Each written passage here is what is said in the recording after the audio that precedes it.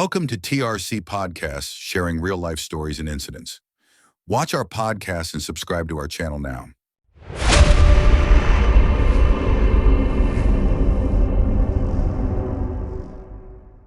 ট্রেনের মতো কাউন্সেলিং হয়েছে। এই মেয়েটির কাউন্সেলিং আমি নিউ দিল্লিতে করেছিলাম। যখন করেছিলাম না, তখন কিন্তু আমি একটা সিন দেখতে পেয়েছিলাম যে একটি মেয়ের গায়ে আগুন জ্বলছে।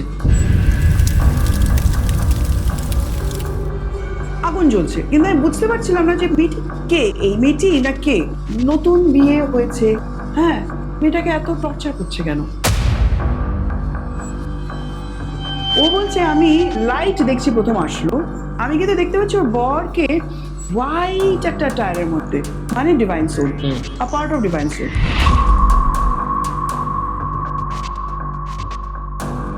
বললাম যাও গিয়ে জড়িয়ে ধরো, তোমার তো স্বামী এসে না। তো যখন জড়িয়ে ধরলো তখন বলছে খুব রেগে আছে, ও খুব রেগে আছে।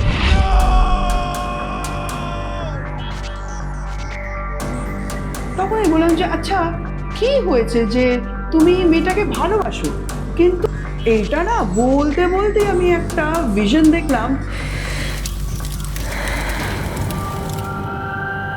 তো তখন কথোপকথনে আসলো যে গত জন্মে এই যে স্ত্রী তার, এই জন্মে সে তার স্বামী ছিল, সেই মেয়েটি যখন পুরুষ রূপে ছিলেন সে তার স্ত্রীকে ভালোবাসতেন, কিন্তু বেশি মাথা গরমে ঠেলে আগুন লাগিয়েছিল। হ্যালো ফ্রেন্ডস, আমি পার্থ আবার একটা নতুন পডকাস্ট নিয়ে চলে আসলাম এই শুক্রবার তোমাদের জন্য। আজকের পডকাস্টে আমাদের সঙ্গে রয়েছে রিনিতাদি, যার পডকাস্ট আপনারা ঠিক আগে কিছু সপ্তাহ আগেই দেখলেন। আপনারা আবার রিনিতাদিকে নিয়ে আসলাম কারণ আজকের পডকাস্টটা খুব ইম্পর্টেন্ট, কারণ রিনিতাদি কিছু আমাদের পডকাস্টে শেয়ার করেছিল আগে একটা ডিএলআর এক্সপিরিয়েন্সে, সেটারই সূত্রপাত ধরে আজকের আরেকটা এপিসোড নিয়ে আমরা আসছি, যেখানে কিছু ডিভাইন কানেকশনস আমরা পেয়েছি, রিনিতাদি পেয়েছে, আর আমার মনে হয় যে আপনাদের সঙ্গে জিনিসটা শেয়ার করাটা খুবই ইম্পর্টেন্ট। সরাসরি চলে যাবো রিনিতাদির কাছে। রিনিতাদি, তুমি কেমন আছো আগে বলো? খুব ভালো আছি, খুবই। আমাদের লাস্ট এপিসোডে তুমি শেয়ার করেছিলে কিছু ডিএলআর এক্সপিরিয়েন্স, সেখান থেকে তুমি আমাকে জানালে যে তোমার সঙ্গে কিছু ঘটেছে, তুমি কুরুক্ষেত্রে গেছিলে, অনেক কিছু ঘটেছে। তো আমি একদম প্রথম থেকে শুনতে চাই যে আজকের এপিসোডে তুমি কি নিয়ে আসতে চলেছো। আজকের এপিসোডে আমি লর্ড কৃষ্ণাকে সবার আগে ইনভোক করছি কি হে জগৎ পিতা, please help me. What I am going to say is very different আর ভীষণ মানে ইন্সপায়ারিং, গুজবাম্স এসে যাবে মানুষের, এরকম হতে পারে, অনেকে ভুলও ভাবতে পারে, কিন্তু ওই জন্য প্রুফ আমি দিয়ে দিয়েছি, ছবি আমি দিয়ে দিয়েছি, যাতে স্ক্রিনের মধ্যে পরপর তোমার মতন করে তুমি ছবি রাখতে পারো, এবং সেটাতে মানুষ বুঝতে পারবে যে শ্রীকৃষ্ণা কিন্তু এখনো কিভাবে আমাদের সাথে কানেক্টেড, আমাদের সবার সাথে কানেক্টেড, একমাত্র আমার সাথে না, সবার সাথে কানেক্টেড। তাকে পেতে হলে তার কাছাকাছি যেতে হবে, তাহলেই তাকে পাওয়া যায়। তো বলা শুরু করবো? একদম শুরু করি।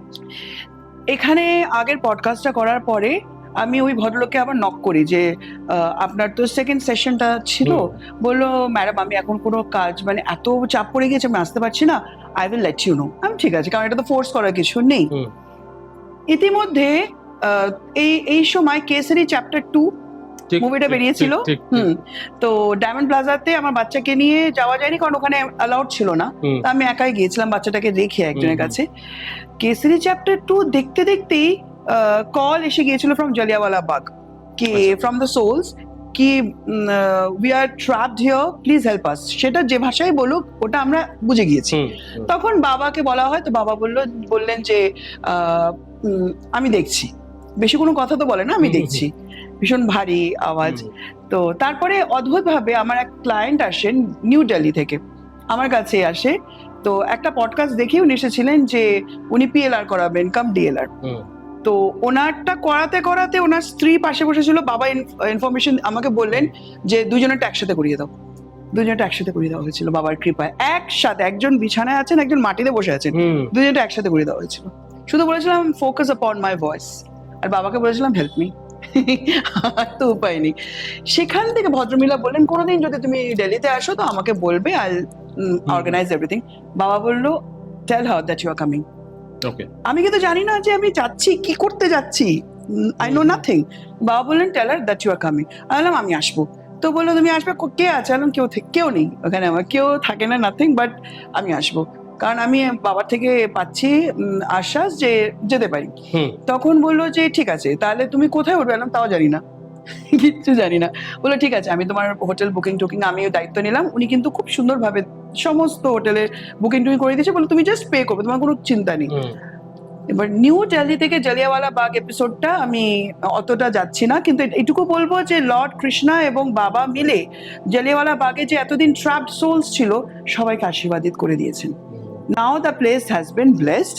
আর তারপরে যদি কোনো সোলস ওখানে থেকে থাকে, ওটা হচ্ছে ওখানে ঘোরাফেরা যারা করে তারা, কিন্তু যারা ওখানে টর্মেন্টেড অ্যান্ড টর্চার্ড সোলস তাদেরকে বাবা একদম মুক্তি পাইয়ে দিয়েছেন। হ্যাঁ, কত বছর পরে, কত বছর, প্রায় 100।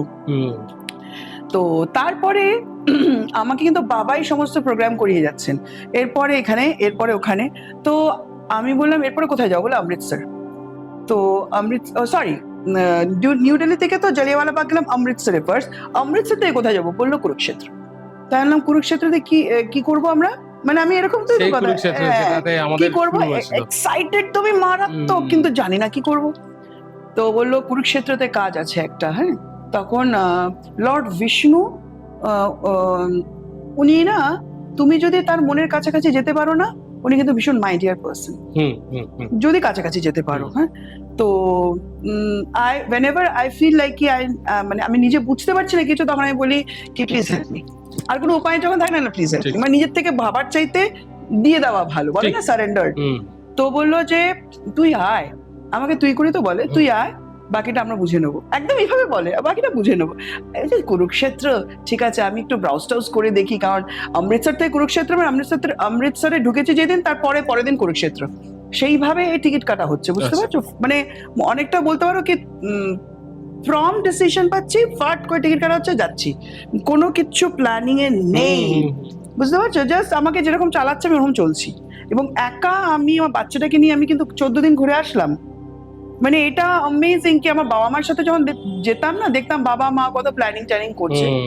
This was such a trip, first time in my life wherein divine made all the plans. হ্যাঁ, তো তোমার বাবাই তো করলো এটা, ডিভাইন। হ্যাঁ হ্যাঁ, তো দেখো আমাদের বাবা মা হচ্ছে গুরুস্থান, বাবা স্পেশালি গুরুস্থান। তো বাবা চলে গিয়ে ও গুরুস্থানে আমাকে কানেক্টেড করে দিয়ে গিয়েছেন, যাতে আমি বাবাকে না হারাই, সিম্পল। তারপরে কুরুক্ষেত্রতে যখন যাচ্ছি তখনই কিন্তু মানে মেডিটেশনে অনেক মহারথী, মানে রথের মধ্যে বসে আছে এরকম না, দেখতে পাচ্ছি গোল্ডেন সোলস গুলো, মানে বুঝতে গোল্ডেন না, সাদাটে সোলস, এবং ভূমিটা যেন মানে মেডিটেশন দেখতে পাচ্ছি, এবং সবাই যেন বুঝতে পারছি বাবার জন্য ওয়েট করছে, always waiting for him. আর জগৎ পিতা, বাবা এবং জগৎ পিতা দুজনের জন্যই ওয়েট করছে। তো আই ওয়াজ রিয়েলি, আমি ততক্ষণে বুঝে গিয়েছি যে দিস ইজ দ্য পারপাস। কারণ সবাই আমরা শুনেছি কি প্যারানর্মাল অনেক রিসার্চার্সরাও গিয়ে বলেছেন যে ওখানে অনেক ট্র্যাপড সোলস আছেন যারা মুক্তি পাননি, এবং শ্রীকৃষ্ণ অভিশাপ দিয়েছিলেন যে তোমরা ট্র্যাপডই থাকবে। কিন্তু আমরা আর কিন্তু জানি না যে উনি ওনাদের মুক্তি কবে হবে সেটা বলেছেন বোধহয়, তা কিন্তু আমরা জানি না, কিচ্ছু জানি না। এইটুকু বুঝতে পারলাম যে এবার সময় হয়েছে তাদের মুক্তি পাওয়ার। কিন্তু কি হয়, ডিভাইন সোলসরা ইউ চাইলে করতে পারে, কিন্তু করে না, একটা জারিয়া চায়, যে একটা কোনো মাধ্যম, সে মাধ্যমকে বেস করে কিন্তু সবসময় তারা আসে। এটা অদ্ভুত একটা তাদের প্রিন্সিপাল বলবো। সেখানে আমি বলতে পারবো না কেন, কারণ এটা তাদের প্রিন্সিপাল। তো আই ওয়াজ দ্য মিডিয়াম, যে আমার বাবার এক সেকেন্ডও লাগবে না ওখানে, যেখানে বাবা থাকে সেখান থেকে কুরুক্ষেত্রের দিকে দেখতে, কিন্তু দেখবেন না যতক্ষণ না কেউ হাত তুলছে তার দিকে যে ওদেরকে মুক্তি দে, ততক্ষণ তারা করেন না। এটা অদ্ভুত একটা প্রিন্সিপাল, ঠিক আছে? সেই জন্য অনেকে ভাবতে পারে যে কুরুক্ষেত্র কেন, আপনি ওয়ার্ল্ডের অনেক দিকে একসাথে করুন না। যদি বাবার থেকে আশীর্বাদ আসে এবং ইনস্ট্রাকশন আসে তবেই আমি যাব, কারণ সবার জন্য সব কাজ না। আমাকে ঠিক যেগুলো বলে দিয়েছে আমি, আর বাবা তো জানে আমি একটা বাচ্চা নিয়ে আছি, কতটুকু আমি পারবো বাবা তো দেখেই রেখেছেন, সেটুকু করাচ্ছেন সেটাই অনেক, কি কি করাচ্ছেন সেটাই অনেক। তাদের কাছে এটা কিচ্ছু না, আমার কাছে এটা সবকিছু। এগুলো আমার লাইফের একটা অ্যাচিভমেন্ট হয়েছে, আমি ভাবতেই পারি যে এরকম হবে। তারপরে গিয়েছি কুরুক্ষেত্র, যখন ঢুকলাম না অদ্ভুত ভাবে, আমি তো জায়গা চিনি না, ফার্স্ট টাইম গিয়েছি, রেলওয়ে স্টেশন থেকে একজন ভদ্রমহিলাকে বাবাই মনে হলো যেন পাঠিয়ে দিলেন আমার জন্য, যে উনি না ওখানে বসেছিলেন, যে উনি বাড়ি ফিরবেন, ওনার নামও মেনশন করছি, ওনার নাম সুনিতা, ঠিক আছে? তো সারনেমটা বর্মা বোধহয়। আমার ছেলে না আমি লাগেজ নামিয়েছি, আরেকটা ভীষণ ভারী লাগেজ, তো আমি নামাবো, ট্রেন যে কোনো সময় ছেড়ে দেবে। তো একটা ছেলেকে বললাম যে ভাইয়া প্লিজ মেরা লাগেজ উতার দিজিয়ে না। কি সুন্দর বাচ্চা বাচ্চা ছেলেগুলো চলাফেরা করে সুন্দর নামিয়ে দিয়েছে। এরপরে বৃষ্টি শুরু হয়েছে, তো আমি ভাবছি এইবার কি করে 3টে লাগেজ টানবো কি করে, তার মধ্যে বাচ্চা একটা। তো দেখি ভদ্রমহিলা ঘুরে দাঁড়িয়ে বললো আপ কাহা যাওগে। তো আমি বললাম কি আমি হোটেলে যাব। ওই দিদি হোটেল ঠিক করে দিয়েছে, কিন্তু আমি জানি না কোথায় কোন দিক দিয়ে কিভাবে আমি নামবো। বললো आप लगेज मुझे दे दो, एक लगेज मुझे दो और मैं बच्चे को देख रही हूँ, आप आ जाओ मेरे पीछे पीछे। অদ্ভুত ভাই, আমি মনে মনে বুঝতে পারলাম যে আমি যে কনফিউশনে ছিলাম যে নামবো কি হবে না হবে, সব রেডি সব ready. She was another Zaria medium. উনি আমাকে হোটেল অবধি নামিয়ে দিলেন, বললেন যে তুমি নতুন তো, তোমার থেকে বেশি টাকা নিতে পারে অটোওয়ালা, আমি থাকলে নেবে না। তো আমাকে হোটেল অবধি বললেন, কোন হোটেল, আমি বলে দিলাম এই হোটেল, নামিয়ে দিলেন। তারপর বললাম আমি যে আপনি তো উনি ওখানকারই লোকাল, তাই যে আপনি তো এখানকারই, আমাকে কালকে একটু ট্যুরটা করিয়ে দেবেন। আমি তো জানি না, আমি শুধু এসেছি কুরুক্ষেত্র ময়দানে যাব। আমার এইটুকু অব্দি আইডিয়া ছিল না যে কুরুক্ষেত্র ময়দান ওইটা না, পুরো দেখো দিল্লি, হ্যাঁ হরিয়ানা আর কোন কোন প্রান্তের মিলে কুরুক্ষেত্র যুদ্ধ হয়েছিল।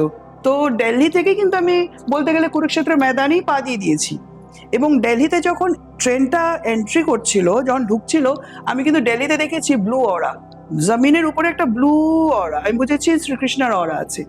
দিল্লি যে এত রাইজ করছে একমাত্র শ্রীকৃষ্ণের জন্য, ওনার আশীর্বাদ আছে, না হলে দিল্লি এত রাইজ করতে পারে না। তো তারপরে উনি বললেন যে ঠিক আছে আমি লোকাল, আমি তোমাকে ট্যুর করিয়ে দেবো। তো আমি বললাম আমি কিন্তু কিচ্ছু জানি না কোথায় কি আছে না আছে, শুধু জানি আমার কুরুক্ষেত্র ওই জায়গাটা যেতে হবে যেখানে ভগবদ গীতা জ্ঞান দিয়েছিলেন শ্রীকৃষ্ণ। তো বললো আমি সব তোমাকে ঘুরিয়ে দেবো, কিন্তু তুমি পারবে তো? বললাম না আমি এখন বেশি দেখতে পারবো না, কিন্তু মেইন জায়গাগুলো দেখে নেবো, বাকি আবার আসবো। পরের দিন উনি এসছেন, দেখো ওনার তো কোনো দরকারই নেই, ওনার কি দরকার, উনি এসেছেন। আমি না পড়ে গিয়েছিলাম অমৃতসরে, আমাকে নিয়ে একটা ডক্টরখানায় গেলেন ফ্রিতে, তুই আয়, তুমি এসো, তোমাকে ফ্রিতে আমি ডক্টর দেখিয়ে দেবো, ওষুধ পেয়ে যাবে। জাস্ট ভাবো, আমি কিন্তু জানি না যে ফ্রিতে ডক্টরের এখানে গভর্নমেন্ট থেকে চেক আপ হয়, ফ্রিতে ওষুধ পাওয়া যায়। উনি কিন্তু করিয়ে দিলেন, বলে যে এতটা হাঁটাচলা হবে, তুমি যদি ওষুধ না খাও। বুঝতে পারছো তুমি কানেকশনটা, যে ভগবান তো নিজে আসে না, কিন্তু মানুষকে দিয়ে করাতে থাকে। ওখানে যখন ডক্টর বসে কথা বলছে, আমাকে কিন্তু শ্রীকৃষ্ণ বলে যাচ্ছেন এই জায়গাটা যুদ্ধের সময় শিবির ছিল, যেখানে ঔষধি লাগানো হতো, তাই জন্য ওখানে ভাইব্রেশনটা ভীষণ অন্যরকম। আর ওখানে ডক্টর খানাটা এবং অনেক কটা ডক্টরের যে বলে না যে চেম্বার্স ওখানে আছে, তো ভাইব্রেশনই আলাদা। আমি তো জানি না যে যুদ্ধের পর কোথায় শিবিরে ওষুধ ব্যাধ লাগাতেন, আমার কিন্তু বলে দেওয়া হলো। তখন আমি ভদ্রমহিলাকে বললাম যে এরকম কি হতো এখানে, জাস্ট ফর দ্য কনফার্মেশন। বলো হ্যাঁ হ্যাঁ आपको कैसे पता? আমি বললাম কি मुझे अभी आवाज सुनाई दिया। तो बोला हाँ यही जगह, इसी जगह पे और भी मतलब फैला हुआ है, ये सब जगह पे यहाँ पे लोग टेंट लगाते थे ना युद्ध के बाद, यहीं पे उन लोग स्थान में विश्राम करते थे और वैद्य आके यहीं पे उनकी चिकित्सा किया करते थे। আরে বাপ রে, তুমি বুঝতে পারছো কানেকশন, যে না যা শুনছি ঠিক শুনছি। কারণ অনেক সময় কি হয়, নিজেকে নিজের বিশ্বাস হয় না যে আমি কি শুনছি, আমি ভুলও হতে পারি। একদম ঠিক। তারপরে ওখান থেকে বেরিয়ে গেলাম হচ্ছে, আমি বললাম আমি ওখানে যাব যেখানে শ্রীকৃষ্ণজি গীতার জ্ঞান দিয়েছিলেন। তো বললো আচ্ছা ঠিক আছে। তারপরে ওই জায়গাটা যখন গিয়েছি না, মেঘের মধ্যে খেলা চলছে। কারণ আমি বলেছিলাম যাওয়ার সময় আই ওয়ান্ট প্রুফ, আমার প্রুফ চাই, কারণ মানুষ বিশ্বাস করে না। ঠিক, তুমি এটা আমাকেও বলছিলে যে মানুষ বিশ্বাস করে না। একটা কথা বলবো যে প্রুফ, দেখো প্রুফ দেখাতে হলে তো দেখানোই যায় অবভিয়াসলি, কিন্তু যারা বিশ্বাস করে না তাদেরকে বিশ্বাস করানো আমার না, ওইটা আমার দায়িত্ব না। আমার দায়িত্ব হচ্ছে বাবার থেকে প্রুফ নেওয়া, যাতে আমার কাছে থেকে হ্যাঁ এই প্রুফটা তোমার জন্য যে হ্যাঁ তুমি আমি দিতে পেরেছি। হ্যাঁ, আর তুমি এই যে প্রুফটা তুমি যেটা দেখছো, এটা তোমাকে নিজেকে স্যাটিসফাই করছে। হ্যাঁ, কিন্তু তুমি এটা বলবে না যে ওনাদেরকে তুষ্ট করার জন্য আমি যাচ্ছি না। এক্স্যাক্টলি, যে আজকে যারা বিলিভ করছে না, যারা নন বিলিভার, তাকে বিলিভ করানোর জন্য আমি ঠেকা নিয়ে বসে নেই। হ্যাঁ, তুমি বলতে পারো যে আজকে আমি যেই কাজটা করছি সেই কাজটা যদি প্রুফ আমাকে আমার বাবা দেয়, তাহলে আমার জন্য এটা স্যাটিসফ্যাকশন। কিন্তু আমি তো এত মানে গভীরে বলিনি, আমি দেখেছি পডকাস্টে অনেকে খিস্তি মারে। হ্যাঁ, মারে। আমার পয়েন্ট আমি বলেছিলাম, আমি লর্ড কৃষ্ণাকে কি আমার খুব খারাপ লেগেছে, আমি বলেছি যেটা মনের থেকে এসছে, আমি বলছি আমাকে প্রুফ দেবে। দেখো আমি তোমাকে একটা জিনিস বলি, তুমি যখন প্রুফটাও দেবে না, যারা এই খিস্তি মারছে, যারা নেগেটিভ কমেন্ট করছে, তারা তোমার প্রুফ দেওয়ার পরেও নেগেটিভ কমেন্ট আমি বলবো তারা অবুঝ না। এবার আমি এখানে আমার 2-3টে জিনিস বলার আছে। যারা নেগেটিভ কমেন্টস করছে, যারা খিস্তি মারছে, তারা আজীবন করবে। যারা আজকে আমি দেখছি আমার ভিডিওতে অনেক ইনফরমেশন শেয়ার হয়, আমার 1-2জন আছে যারা কনস্ট্যান্টলি ডিসলাইক দিয়ে যাচ্ছে। তারা কিন্তু আমার পডকাস্ট শুনছে, তারা পডকাস্ট দেখছে, দেখার পরে কমেন্ট করছে, দেখার পরে কিন্তু তারা একটা ডিসলাইক দিচ্ছে। তো আমার কাছে ওটাই ইম্পর্টেন্ট যে তোর যদি পছন্দ নাই হয় তাহলে তুই পুরো দেখছিস কেন, আমার প্রত্যেকটা এপিসোড কেন দেখছিস যে তুই ডিসলাইক দিচ্ছিস, প্রথম কথা। দ্বিতীয় কথা হচ্ছে, তুমি যতই তাদেরকে প্রুফ দাও না কেন, যতই তুমি তাদেরকে বোঝানোর চেষ্টা করো না, দেখ এটাই প্রুফ, তারা অলওয়েজ নেগেটিভ কমেন্ট করবে। কারণ নেগেটিভ মানুষ নেগেটিভ কমেন্ট ছাড়া তারা কোনোদিন পজিটিভ জিনিস করতে পারে না। আর তুমি ভালো মতন জানবে যে এই সব মানুষের থেকে আমরা দূরে থাকি, তাদেরকে আমরা পাত্তাও দিই না। বাবারে, দূরে থাকা অনেক ভালো, আমরা পাত্তাও দিই না। তুই যদি আমার এখানে নেগেটিভ কমেন্ট দিস, ওই নেগেটিভ কমেন্ট ওখানে থাকবে, আমার রিপ্লাইও যাবে না, আমার তো সময়ও নেই যে আমি তোকে এন্টারটেইন করবো। I have more important things to do. আমার যারা ভিউয়ার্স রয়েছে, যারা তোমার ভিউয়ার্স রয়েছে, তারা যে জ্ঞানটা পাচ্ছে, যে নলেজটা পাচ্ছে, আমি তাদেরকে স্যাটিসফাই করছি, তাদেরকে জ্ঞান দিচ্ছি। অবুঝকে জ্ঞান দিয়ে আমার কোনো লাভ নেই তো। কিন্তু এখানে এখনই একটা মেসেজ কিন্তু লর্ড কৃষ্ণা চ্যানেলাইজ করে দিলেন, আমাকে হেসে হেসে দেখিয়ে দিলেন যে যেহেতু ওরা নেগেটিভ কমেন্ট করেছে, সেই জন্য আমি লর্ড কৃষ্ণাকে বলেছি যে আমাকে কিন্তু প্রুফ দিও। সে কারণে যেটা আমি পেয়েছি সেটা আমি ছড়িয়ে দিতে পারছি, সেখানকার ভাইব্রেশন আমার মানুষেরা পাচ্ছে, এটা একটা পারপাস ছিল। তো তাদেরকে থ্যাঙ্কস, তাদের জন্য এই পারপাসটা ফুলফিলড হলো, যারা নেগেটিভ কমেন্টস দিচ্ছে। তো থ্যাংক ইউ সো মাচ যে আপনাদের জন্য ভগবান যে আছেন সেটা প্রুফ আমি দিতে পেরেছি। ডেফিনেটলি দেখো, ভগবান আছে বলেই আজকে আস্থা রয়েছে, আজকে প্রচুর মন্দির রয়েছে যেখানে লোকেরা যাচ্ছে, খাটু শ্যামের মন্দির রয়েছে, কিছু অনেক জাগ্রত মন্দির আছে যেখানে লোকেরা যাচ্ছে, কারণ বিলিভ আছে। বিলিভ কি, তারা এনার্জিটাকে, ভাইব্রেশনসটাকে তারা পাচ্ছে। আজকে তুমি বলো যে বালাজি মন্দিরে যেখানে গিয়ে ভূত তাড়ানো হয়, আজকে যদি ওটা যদি না হতো, তাহলে যে ভাইবসটা ওখানে গিয়ে লোকেরা পাচ্ছে, সেই ভাইবসটা পেতো না নিশ্চয়ই। আজকে খাটু শ্যাম মন্দিরে গিয়ে যেগুলো করে আসছে, তার মানে তুমি নারায়ণের কাছে বা বিষ্ণুর কাছে তুমি একদম যাচ্ছ। কারণ খাটু শ্যামের কাছে যে গিয়ে মানত করবে বা যে কিছু গিয়ে আবদার করবে, সেই জিনিসটা কিন্তু ডাইরেক্টলি কৃষ্ণ চরণ থেকে আসছে। ঠিক আছে, এই যা ভাইব্রেশন ওখানকার পেয়ে এসেছি, ওই ভাইব্রেশনে বলেছি যে আশীর্বাদ পেয়েছে, আশীর্বাদটা কিন্তু সবসময় আমার সাথে প্রচন্ড। আর এই বিলিফ গুলো তখনই আরো স্ট্রং হয়ে যায় যখন তুমি তাদের উপর অন্ধবিশ্বাস করো, যাদের কমপ্লিটলি সারেন্ডার কাকে বলে। দেখো, আমি এটা বুঝেছি, যখন সারেন্ডারে বাপ মা আমরা এক করে দিই না, তখন আমরা কানেক্টেড হয়ে যাই ভগবানের সাথে। তুমি একটা জিনিস ভালো করে বুঝবে, অনেকে ভগবানকে মানে, সবাই ভগবানকে মানে, ঠিক আছে। আজকে তোমাকে কালকে আমি একটা কথা বলছিলাম, মনে আছে? We are god fearing people, not god loving people. আমাদের 99% লোকেরা কিন্তু ভগবানকে ভয় পায়, ভয় পেতে নেই, ভালোবাসতে হয়। ঠিক আছে। আজকে মন্দিরে গিয়ে কিন্তু লোকেরা চাইতে যায়, বাবা আমাকে এটা দাও, মা আমায় এটা দাও। কোনোদিন কাউকে দেখিনি তোমার কি লাগবে বলো তো, আমি তোমাকে দেবো। এই যেদিনকে তুমি এই জিনিসটা বলবে, দুটো জিনিস, যে তোমার কি লাগবে বলো, আমি এসছি, তোমার কি লাগবে, তুমি দেখবে তোমার ডবল হয়ে যাচ্ছে। তুমি যা মনে রেখেছো তোমার ডবল হচ্ছে। দ্বিতীয় জিনিস তুমি দেখবে যে কখনো তুমি লাইফে হেরে গেছো, আর পারছো না কোনো কিছু করতে, ইউ সারেন্ডার টু কৃষ্ণা, বা ইউ সারেন্ডার টু তোমার যে দেবতা আছে, তুমি তাকে সারেন্ডার করো। আমার পক্ষে আর সম্ভব হচ্ছে না, ইউ ডু দ্য থিং, আমি আর পাচ্ছি না, তোমাকে আমি সারেন্ডার করলাম। তো ইউ উইল সি দ্যাট, তোমাকে you will see that change. তারা ডেফিনেটলি করবে 100%। এই যে এখানে যে আমি সারেন্ডার হয়েছিলাম যে আমার কিন্তু প্রুফ দিস, এটা আমি আমার মতন করে বলেছি যে আমার কিন্তু প্রুফ দিবি। আমি তো, তারা আমাকে তুই বলে, আমিও তাদের তুই বলে, এক একজন এক ভাষা একেবারে বলে। আচ্ছা, তুই কিন্তু আমাকে প্রুফ দিবি, না হলে কিন্তু দেখ তুই আমাকে এত ভালোবাসিস, তোর কি ভালো লাগবে কেউ আমি কিস্তি মারছে শুনলে?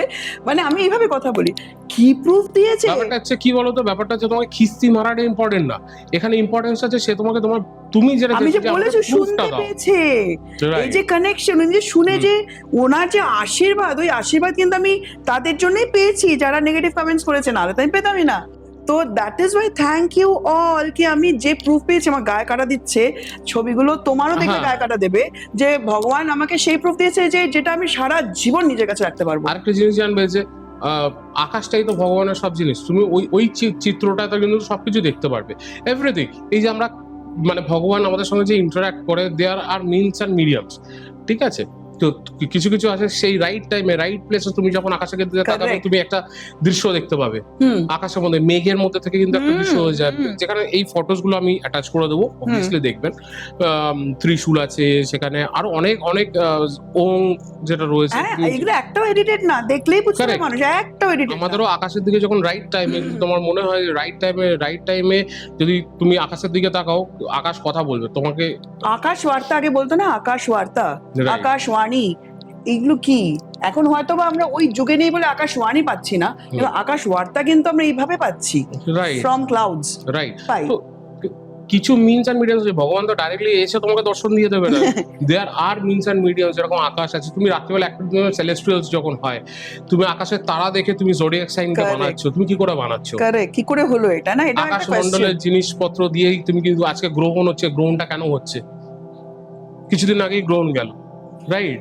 তো এগুলো হচ্ছে। হ্যাঁ আমি ছবিও তুলেছি, Right, কিন্তু সবাই আমাকে বলছে। আমাকে ডিরেক্ট বারবার বাবা বলছিলেন বাইরে থাকিস না, ভিতরে চলে যা, বাইরে এক্স্যাক্টলি। থাকিস না, ভিতরে চলে যা, একটু ছবি তুলেছিস আর তুলবি না। হ্যাঁ, আমরা অনেক সময় বলি গ্রহণের সময় যারা মানে চন্দ্রের প্রভাবে থাকে, যেরকম আমার ডাইরেক্ট গ্রহণ দেখা উচিত না, পূর্ণিমার চাঁদ দেখা আমার জন্য ইমোশনস উচিত। বেড়ে যায়। না, নেগেটিভ এফেক্টস হয়, নেগেটিভ এফেক্টস হয়, হ্যাঁ। কারণ তুমি চাঁদ হচ্ছে আমাদের মা, সূর্য আমাদের বাবা, চাঁদ হচ্ছে আমাদের মা, যেটা আমার ব্যাখ্যাতে আছে।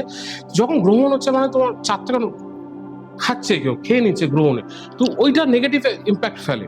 তো এই জন্য অনেক সময় সবাইকে বলা হয় যে গ্রহণের টাইমে যাদের মানে চন্দ্র তাদের নক্ষত্রতে রয়েছে বা তাদের গড ফিগার্স থাকছে, তো তাদের ওই গ্রহণটা দেখা উচিত না কখনো, যে কারণে আমি দেখিনি।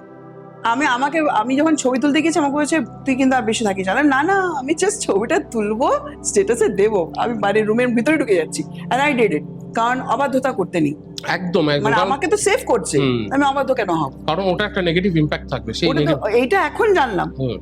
বাবা কিন্তু আমাকে যে মানা করেছে তখনও কিন্তু বাবাকে জিজ্ঞেস করিনি যে কেন। এবার তোমাকে আমি এটার সঙ্গে একটা কানেকশন বলি, সেদিন কিন্তু সবাই ফটো তুলেছে, সবাই, কারণ কি রেড মুন পাচ্ছে, সেই গ্রহণ পাচ্ছে, চাঁদের কালো, সবারই দেখতে পছন্দ, সবারই একটা আকর্ষণ জিনিসটা।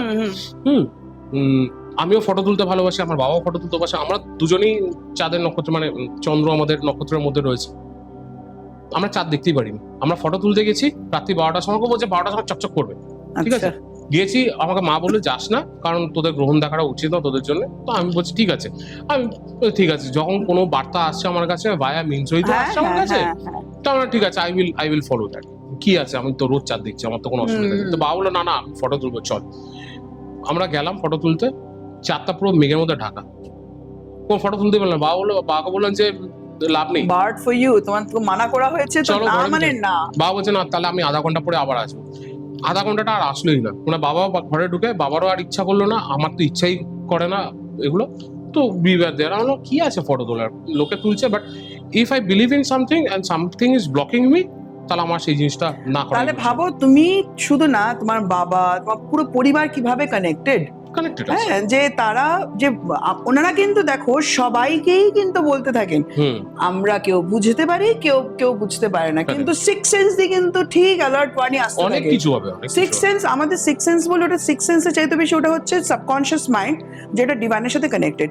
তো সেইখান থেকে যদি কোনো বার্তা আসে, আমি বলবো আপনারা সবাই সবসময় শুনবেন, সিক্স সেন্স আমাদের ক্ষতি করে না, আমাদের কনসিয়াস মাইন্ড আমাদের ক্ষতি করিয়ে দেয় অনেক সময়, সব সময় না, কিন্তু সাবকনশিয়াস মাইন্ড সব সময় হেল্প করে, বিকজ ও সাবকনশিয়াস মাইন্ড থেকে কিন্তু ল অফ অ্যাট্রাকশন দিয়ে আমরা ডিভাইনের সাথে কানেক্টেড।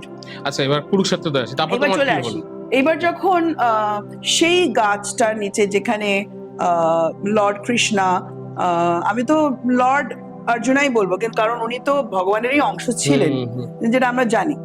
তো লর্ড অর্জুনাকে জ্ঞানটা দিয়েছিলেন, ওখানে তো মূর্তি করা আছে, তো আমি ওখানে বাচ্চাকে নিয়ে যেরকম ছবি তুলেছি, কিন্তু তারপরে আমি দেখছি কি ওই যে বাবা দাঁড়িয়ে আছেন, মানে আমি বুঝতে পারছি আকাশের মধ্যে বাবা দাঁড়িয়ে আছেন, এটা কিন্তু থার্ড আই দিয়ে দেখছি, আমি বলবো না খালি চোখে দেখছি, এবং বাবার পিছনে পুরো কেউ রথে ওই যে রণভূমি, ওটা দেখতে পাচ্ছি বাবার পিছনে, এবং সবাই ধীরে ধীরে ধীরে দেখি বাবার পিছনে সাদা সোলস, ওগুলো গোল্ডেন হয়ে গেল, ডিভাইন গোল্ডেন ব্রাইট লাইটে সবাই দাঁড়িয়ে আছে। তো আমি বাবাকে বললাম যে তার মানে সবাই এখন মুক্তি পেয়ে গেল, বলে হ্যাঁ। তাহলে আমি তো কিছুই শুরু করিনি। বলে হ্যাঁ শুরু করে দে, প্রার্থনা করে দে, অলরেডি তো ডান, তুই কর, মানে এইভাবে করে। হ্যাঁ না না আচ্ছা ঠিক আছে। ওখানে একটা ছোট্ট পুষ্কর মতন আছে, যদি কোনো কখনো গিয়ে থাকো, ওই যে ছবিটা কিন্তু পুষ্করের পাশে দেওয়া, ওখানে একটা জায়গায় দাঁড়িয়ে আমি এরকম করে প্রে করলাম যে বাবা আমাকে যে কারণের জন্য এখানে আনা হয়েছে, আমি প্রার্থনাটা মন থেকে করছি যে সমস্ত সোলস যারা ট্র্যাপড হয়ে গিয়েছিল, শ্রীকৃষ্ণ এবং তুমি মিলে সবাইকে মুক্তি দিয়ে দাও। অনেক কষ্ট করছে, অনেক অনেক হাজার হাজার বছর ধরে কষ্ট করছে, তো মুক্তি দিয়ে দাও। তো এইটুকু মন থেকে চোখ বন্ধ করে বলে না, তারপরে ওম আমি দেখতে পাই গোল্ডেন ডিভাইন ব্রাইট লাইট, আমি ওম লিখলাম, লিখে আমি যেটা করি আর কি, দিয়ে এটা দিয়ে দিই আর কি, এটা বাবারই আশীর্বাদ ধরে নাও, কি বাবার আশীর্বাদ বাবাই সবাইকে দিয়ে দিলেন। পুরো বুঝলাম পুরো আকাশটা না, মানে তখন বুঝতে পারছি যে খেলা চলছে, মেঘের খেলা। ওই মেঘের খেলা যখন চলছে আমি ঠিক ধরতে পারছি না যে কি হচ্ছে, আমার মনে হলো ছবি তুলতে থাকি, যা হবে দেখা যাবে, ছবি তুলতে থাকি। কারণ বাচ্চা ওইদিকে দৌড়চ্ছে, ওর দিকে নজর না দিয়ে এখন এইখানে। তখন ভদ্রমহিলাকে বললাম কি আপনার যারা মেরে বেটে কো দেখিয়ে मैं कुछ तस्वीरें ले लेती हूँ, কারণ আমি জানি এরপরে এই ছবিগুলো থাকবে না। তো তখন যে ছবিগুলো পেয়েছি সেগুলো তোমাকে পাঠিয়েছি, এবং বুঝতে পেরেছো তো যে মহিমা, যে হ্যাঁ ব্লেসড হয়ে গিয়েছে জায়গাটা, ট্র্যাপড সোলস সব বেরিয়ে গিয়েছে, এবং তারপরে তাদের আশীর্বাদটা এই রূপে দেখা দিয়েছে আকাশে। ঠিক আছে, কিন্তু আমি যখন দেখছিলাম না, আমি মুখ কিচ্ছু দেখতে পাইনি, লর্ড নরসিংহার মুখ দেখতে পাইনি। আমি দেখেছি কি লর্ড নারায়ণা যে পদ্মর মধ্যে আসীন থাকেন না, ওই পদ্মর পাপড়ি যেন মনে হচ্ছে বিশাল। আমি তাড়াতাড়ি তুলেছি, কিন্তু ওই পদ্মর পাপড়ি ধীরে ধীরে যে লর্ড নরসিংহার মুখে চেঞ্জ হয়ে যাবে, এটা আমি আসার পরে কতদিন পরে দেখতে পাচ্ছি, একদম প্রমিনেন্ট। কিন্তু তখন কিন্তু বুঝিনি। তুমি প্রত্যেকটা জিনিস দেখেছো, কারণ এই ছবিগুলো আমি দিয়ে দেবো, যেখানে আমি মার্কিং করে দেবো স্পেশালি। এমনি তো দিলে বুঝতে পারবে না, মার্কিং করে আমি আউটলাইনটা করে দিলে আরো ভালো করে বুঝতে পারবে। যে ত্রিশূল আছে, শ্রীকৃষ্ণর মুখ রয়েছে, নরসিংহার ফেস রয়েছে, তারপরে কুমড়ো অবতারটা রয়েছে, মৎস্য অবতার পুরো মৎস্য অবতার, তারপরে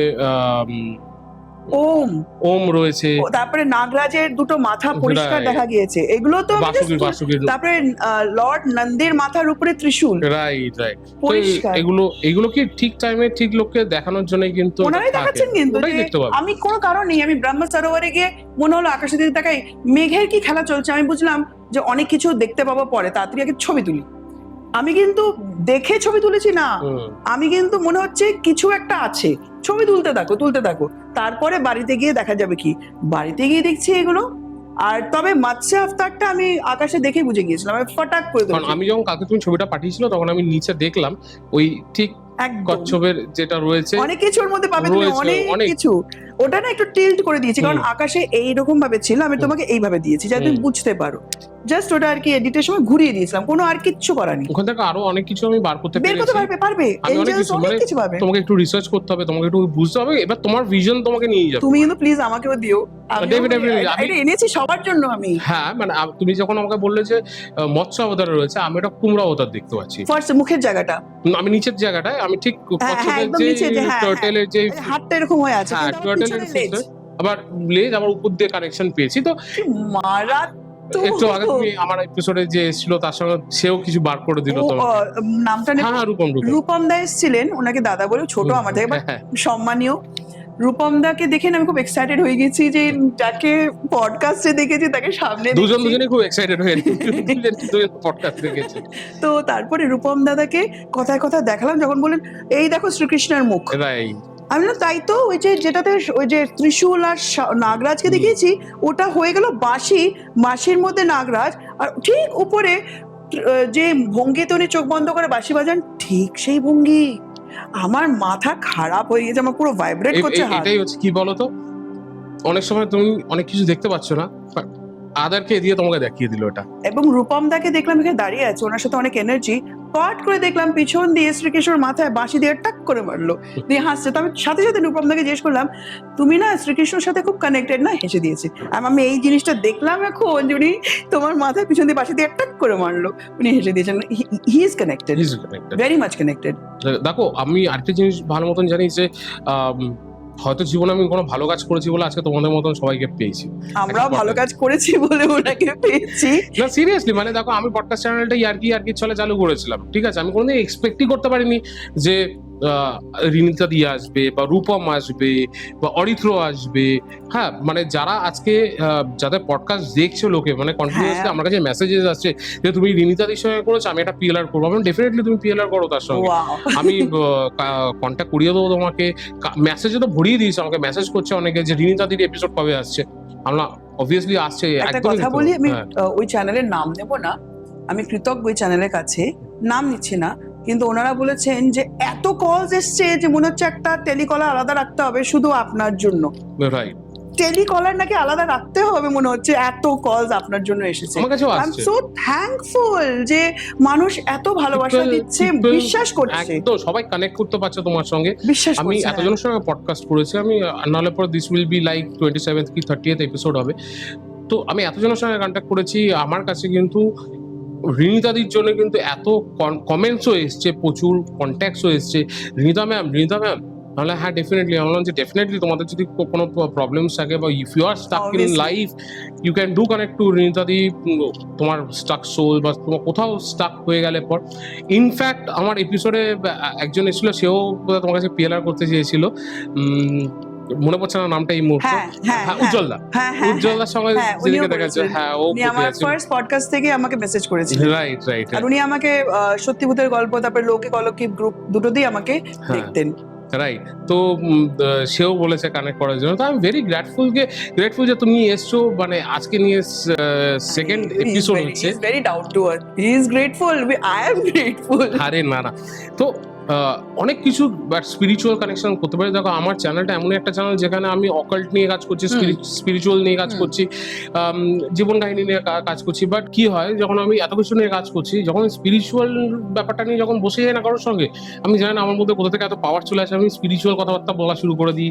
হ্যাঁ, অনেক পুরনো ইভেন্টস আছে যেগুলো হয়তো আমার নর্মাল টাইমে মনে থাকবে না, হ্যাঁ, কারণ মহাভারত পড়েছি বহু যুগ আগে, কিন্তু আমার ঠিক ওই সিনসগুলো মাথায় চলে আসে।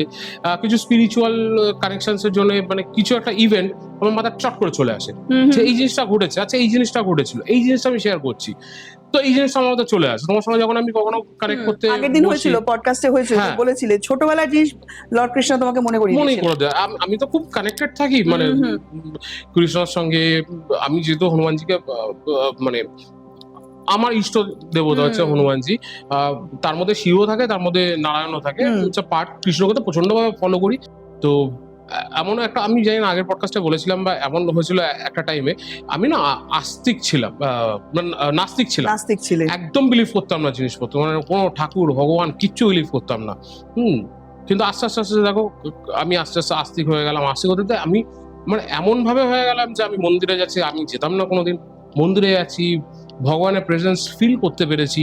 এমন হচ্ছে নিজের বাড়িতে শুধু মন্দিরে গেলাম, গিয়ে নিজের জন্য চেয়ে চলে আসলাম, কিছুই বুঝলাম না।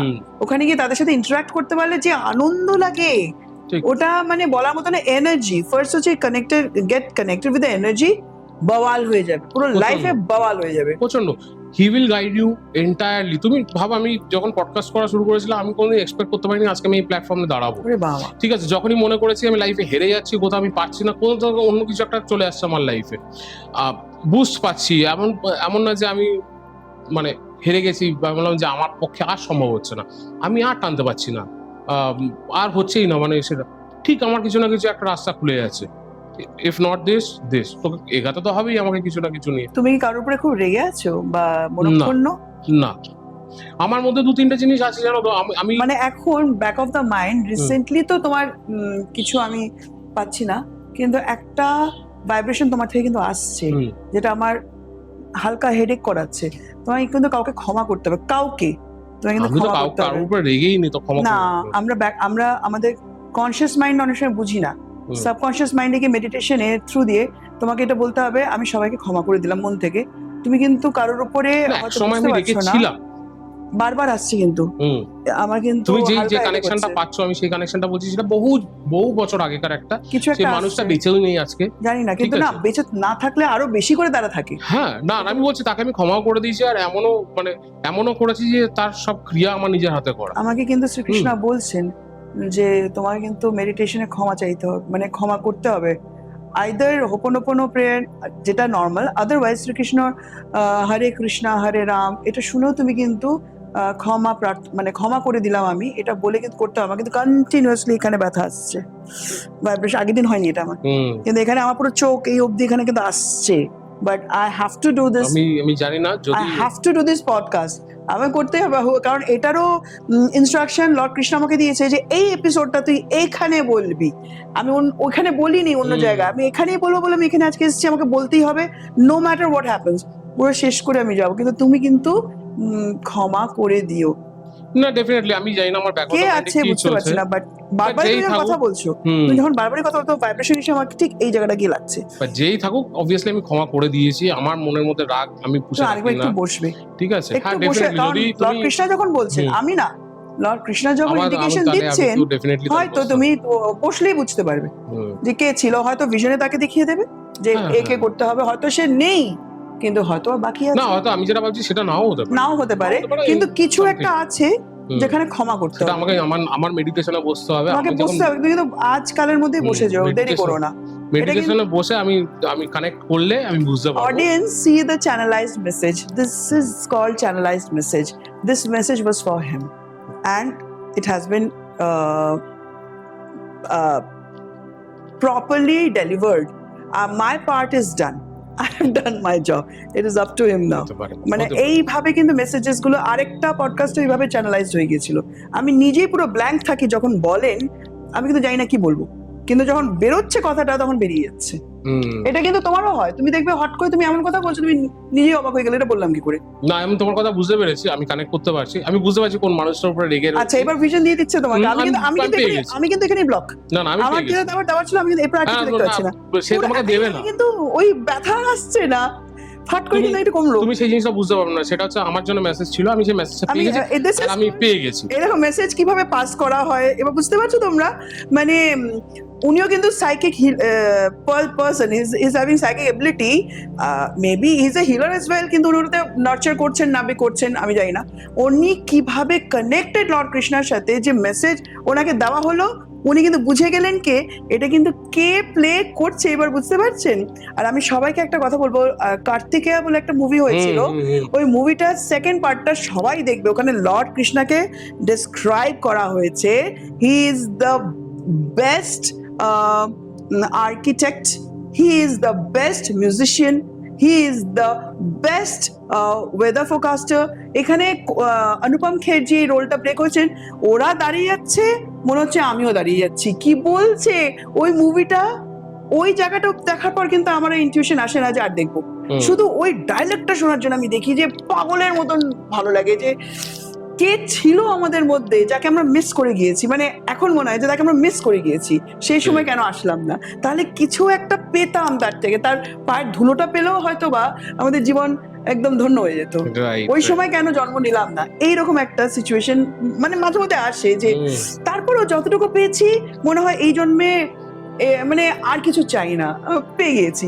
কারণ আমাকে জরিয়া করে কুরুক্ষেত্রতে সোলসদেরকে তারা মুখে দিচ্ছে, এটা না আমার ধারণারও বাইরে ছিল। আমি কোনোদিন ভাবিনি যে এরকম কখনো কোনো কাজ করতে পারি। ছোটবেলায় মহাভারত শুনেছি, হ্যাঁ পিসির মুখ থেকে শুনেছি, তারপরে পড়েছি, ওইভাবে না যে ধর্মগ্রন্থ পড়ছি, সবার বাড়িতেই মহাভারত থাকে, রামায়ণ গ্রন্থে থাকবে, কোনোদিন ভেবেছি যে তারা ইন্টারাক্ট করবেন আমাদের সাথে, সেই অবধি আমরা যেতে পারবো?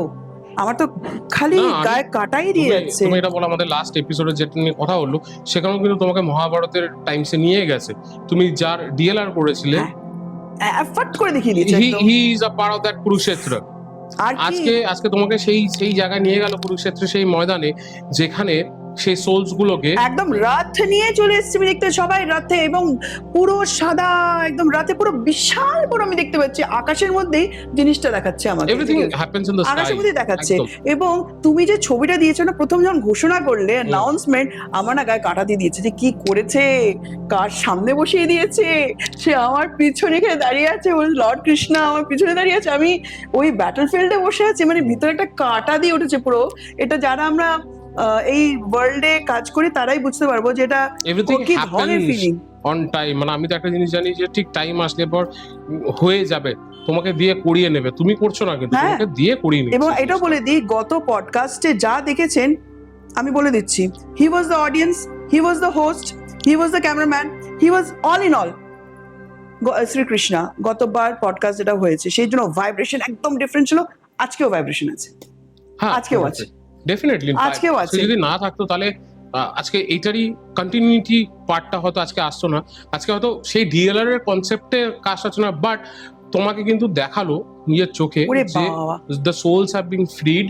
যারা এতদিন ধরে কুরুক্ষেত্রতে যে সোলস গুলো, যে সোলজার্সরা ছিল বা যারা ওখানে মারা গেছিল, দে ওয়্যার ট্র্যাপ বিকজ ওখানে কিন্তু অপঘাতে মৃত্যু হয়েছে তাদের, বিকজ একটা যুদ্ধক্ষেত্র, ঠিক আছে, ইট ওয়াজ আনটাইমলি ডেথ। Untimely death. তো তাদের সোলস গুলো ট্র্যাপ থাকে। আমরা জানতাম যে একটা সোল যখন ট্র্যাপ থাকে কোথাও, তার যতটা লাইফ স্প্যান থাকে সেই লাইফ স্প্যান অবধি তাকে এই মর্তে থাকতে হবে অ্যাজ আ স্পিরিট। বাট যেহেতু ওটা একটা মানে ধর্ম আর অধর্মর যুদ্ধের মধ্যে, যারা অধর্ম সাইড নিয়েছিল তাদের যেই ট্র্যাপ সোলসটা আছে, দে হ্যাভ টু সাফার। তাদেরকে কিন্তু সেই যে অভিশাপটা আছে, সেই অভিশাপটা যতক্ষণ না পূর্ণ হচ্ছে ততদিন তাদেরকে ওইখানে স্টাক হয়ে থাকতে হবে। ওটা কিন্তু ওর লাইফ স্প্যানের থেকেও আরো 500 টাইমস বেশি বছর ধরে ওর ওখানে ট্র্যাপ ছিল। এবং দেখো শ্রীকৃষ্ণ কি জানে না যে ওরা ওখানে ট্র্যাপড আছে? সবাই জানে। যাবো না, কারণ সময় হয়নি। এই যে ডিভাইন টাইমিং যেটা বলে, সেটা কি আমি কিন্তু এই কাজে আসার পর থেকে বুঝতে পারছি হোয়াট ইজ ডিভাইন টাইমিং। আগেও হবে না, পরেও হবে না, ঠিক তখনই হবে যখন হওয়ার। এবং আমি শুধু নিমিত্ত মাত্র। ঠিক, তারা একটা না কেন জানি না, এটা তাদের প্রিন্সিপাল যে কেউ একজনকে হাত তুলে প্রার্থনা করতে হয়, তারপরে তারা যেটা করে সেখানে কিন্তু আমি নেই। না ডেফিনেটলি তারা করবে, কিন্তু তারা তো আগে দেখে নেবে না, জাজ করে নেবে তুমি কি চাইছো। আমি যদি এত ইজিলি তোমায় দিয়ে দিই তাহলে তার ভ্যালুটাও কমে যাবে। এবং তুমি জানো আমি আওয়াজ পেতাম, মানে এই যে ওই দিন যে পডকাস্টটা না, তার আগে যে ওই যে ছেলেটি করছিলাম, সেই ছেলেটির যে ডিএলআরটা করছিলাম, তখন থেকে যে আওয়াজ পাওয়া শুরু করেছি। এবং সেখানেও ডিএলআর ওরা কিন্তু হাঁটু গেড়ে বসে ক্ষমা চেয়েছে। সেখানে লর্ড করণ ছিলেন, তারপরে আমি বলবো লর্ড শকুনি বলবো, কারণ তারা they played their part, they are all divine souls এখন। তারপরে যে যে ছিল সবাই কিন্তু সেই মায়ের সামনে হাঁটু গেড়ে বসে ক্ষমা চাইছে। ভাবা যায় যে কাদেরকে দেখছি আমি, তাদের পায়ের নোকের যোগ্য না আমরা। ইউ আর ভেরি লাকি, তুমি দেখতে পেয়েছি। এবং আমি কিন্তু জানি না যে লর্ড কৃষ্ণা তাকে রাত্রিবেলা গিয়ে বলেছেন থ্রু ড্রিমস, হয়নি কাজটা, অর্ধেক হয়েছে, আরো অর্ধেক বাকি আছে। মানে উনি বল অফ লাইট দেখছেন শুধু, বলে আরো অর্ধেক আছে, আবার তুমি যোগাযোগ করো। আমি কিন্তু জানি না, আমি তো ভেবেছি হয়ে গিয়েছে, কিন্তু ও বলেছে না না দিদি হয়নি, আমার কাছে এসেছিলেন জগৎ পিতা এসেছিলেন লর্ড কৃষ্ণা, উনি বলে গিয়েছেন। তো দেখো এটা মানে কি বলবো, তারপরেই কিন্তু এই জিনিসটা, তারপরেই আসছে যে কুরুক্ষেত্র যেতে হবে। তার মানে কি জানো, যে maybe this was the purpose of my life. হতে পারে বিশাল বড় জিনিস হয়েছে এটা, এটা মানে ভাবতেও চাই না আমি, কারণ this was the purpose of my life. সোজা এখন যদি মারাও যাই, সুখে মরবো, যে খুশি হয়ে মরবো, যে হ্যাঁ একটা কিছু করতে পারলাম, দেখতে পারলাম। না এখনো তো সময় আসেনি, এখনো অনেক কিছু করা বাকি আছে। এখনো সময় আসেনি, কিন্তু বলছি যদি ফট করে চলে যাই খুশি হয়ে যাব, দুঃখে যাব না। কিন্তু আই এম নট স্যাটিসফাইড, আমাকে আরো করতে হবে, আমি এটা বলে দিলাম। কিন্তু এইটা হওয়ার পর যে আমি স্যাটিসফাইড না, আমাকে আরো অনেক মানুষকে ছুতে হবে। এবং আমি বাবার কাছে এটাই বলেছি যে বাবা গল্প করতে আমি বসিনি, তারাই শুধু আমাকে যেন ফোন করতে পারে যাদের আমাকে প্রচন্ড দরকার। এটা মানে তাতে আমার ইনকাম কম হোক, কিন্তু শুধু তারা, মানে তোমরা ফিল্টার করে, আমি দেখিয়েছিলাম ফিল্টার করে মানুষজনকে এনে দেবে, এবং তাই করছে। সেটাই তো দরকার হয়। দেখো যখন আমাদের কাছে এত লোকে যখন কানেক্ট করে, 2-3টে জিনিস হয়, তারা হয়তো তোমার সঙ্গে কথা বলতে ভালোবাসছে তার জন্য, কিন্তু তাদের সোল পারপাস এটা না যে তাদের সোলটা ট্র্যাপ হয়ে আছে, হয়তো তারা কোনো ট্রমার মধ্যে রয়েছে, তারা কোনো পাস্ট লাইফ ট্রমার মধ্যে থেকে বিলং করছে।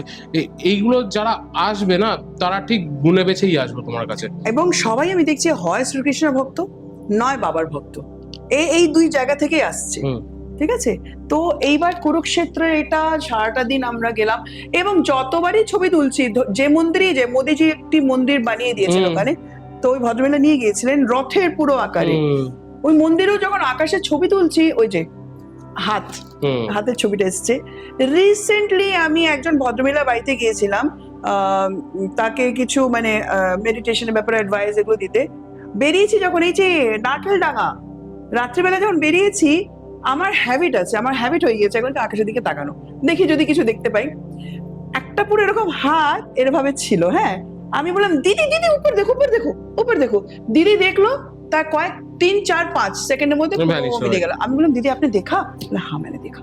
আমার ভালো লেগেছে যে আশীর্বাদটা যে করছে দিদি দেখতে পেয়েছে, কিন্তু আমি ছবি তোলার চান্সই পাইনি। ছবি তোলার আগেই ভ্যানিশ। দেখো আমি তোমাকে বলি, কিছু ব্লেসিংস হয় যেগুলোকে আমাদের ক্যাপচার করা নাই উচিত, কারণ সেটা আমাদের যে ভগবান আছে সে চায় না। তখন আর দরকার ছিল না, যেটা আমার দরকার ছিল কুরুক্ষেত্রতে দিয়ে দিয়েছে, দিয়ে দিয়েছে। তো তুমি ওখানে খুশি থাকো, কিন্তু সবসময় যে তুমি ছবি তুলবে আর আমরা যে তোমাদেরকে দেখাবো হ্যাঁ আছি, তার তো কোনো কারণ নেই। আর একটা জিনিস তুমি দেখবে, এটা ফলো করবে কখনো, তুমি এই যে লোকে গিয়ে মন্দিরে গিয়ে ফটো তোলে, যদি তোমার দেবতা যদি না চায় যে ফটো তুলতে পারবে না। আমি একটা জিনিস বলি যে আমি একটা পার্টিকুলার একটা মন্দিরে যাই, আমি শনিবার মঙ্গলবার আমি হনুমানজি দর্শন করতে যাই, আজ পর্যন্ত এত বছর হয়ে গেছে আমি আজ পর্যন্ত গিয়ে ফটো তুলিনি মন্দিরে গিয়ে, কারণ আমি যখনই মন্দিরে পা দিই তখন আমার ডিভোশনটা পুরোই আমার ভগবানের চলে থাকে। I just look into his eyes, আর আমি আমার মতন প্রার্থনা করি, তারপর আরেকটা জায়গা পুজো করি, করে আমি বাড়ি চলে আসি। It's completely like that. আমি কখনো এটা মনে করি না যে আমার ফোনে আমি ক্যাপচার করে রেখে দিলাম, আমার যখন ইচ্ছা হবে দেখা। তুমি ওখানে যাচ্ছ, তুমি স্বেচ্ছায় নিজেকে ওখানে সারেন্ডার করে দাও, যা কষ্ট বেদনা আছে ভুলে যাও। আমি অনেক কিছু লাইফ থেকে শিখিয়েছে, শিখিনি, মেরে মেরে শিখিয়েছে, শুধু শেখানি, মেরে মেরে শিখিয়েছে যে এটা শেখ, নালে তোর পরে প্রবলেম হতে পারে। রাইট, আমি অনেক নলেজ গেইন করেছি, অনেক এই মানে এই লাস্ট 10 ইয়ার্স আমি এত নলেজ গেইন করেছি না, মানে আরো চাই। এখন আমাকে বলছে তুই টাকা নিয়ে কি করবি? আমার টাকা লাগবে না, তুই নলেজ গেইন কর।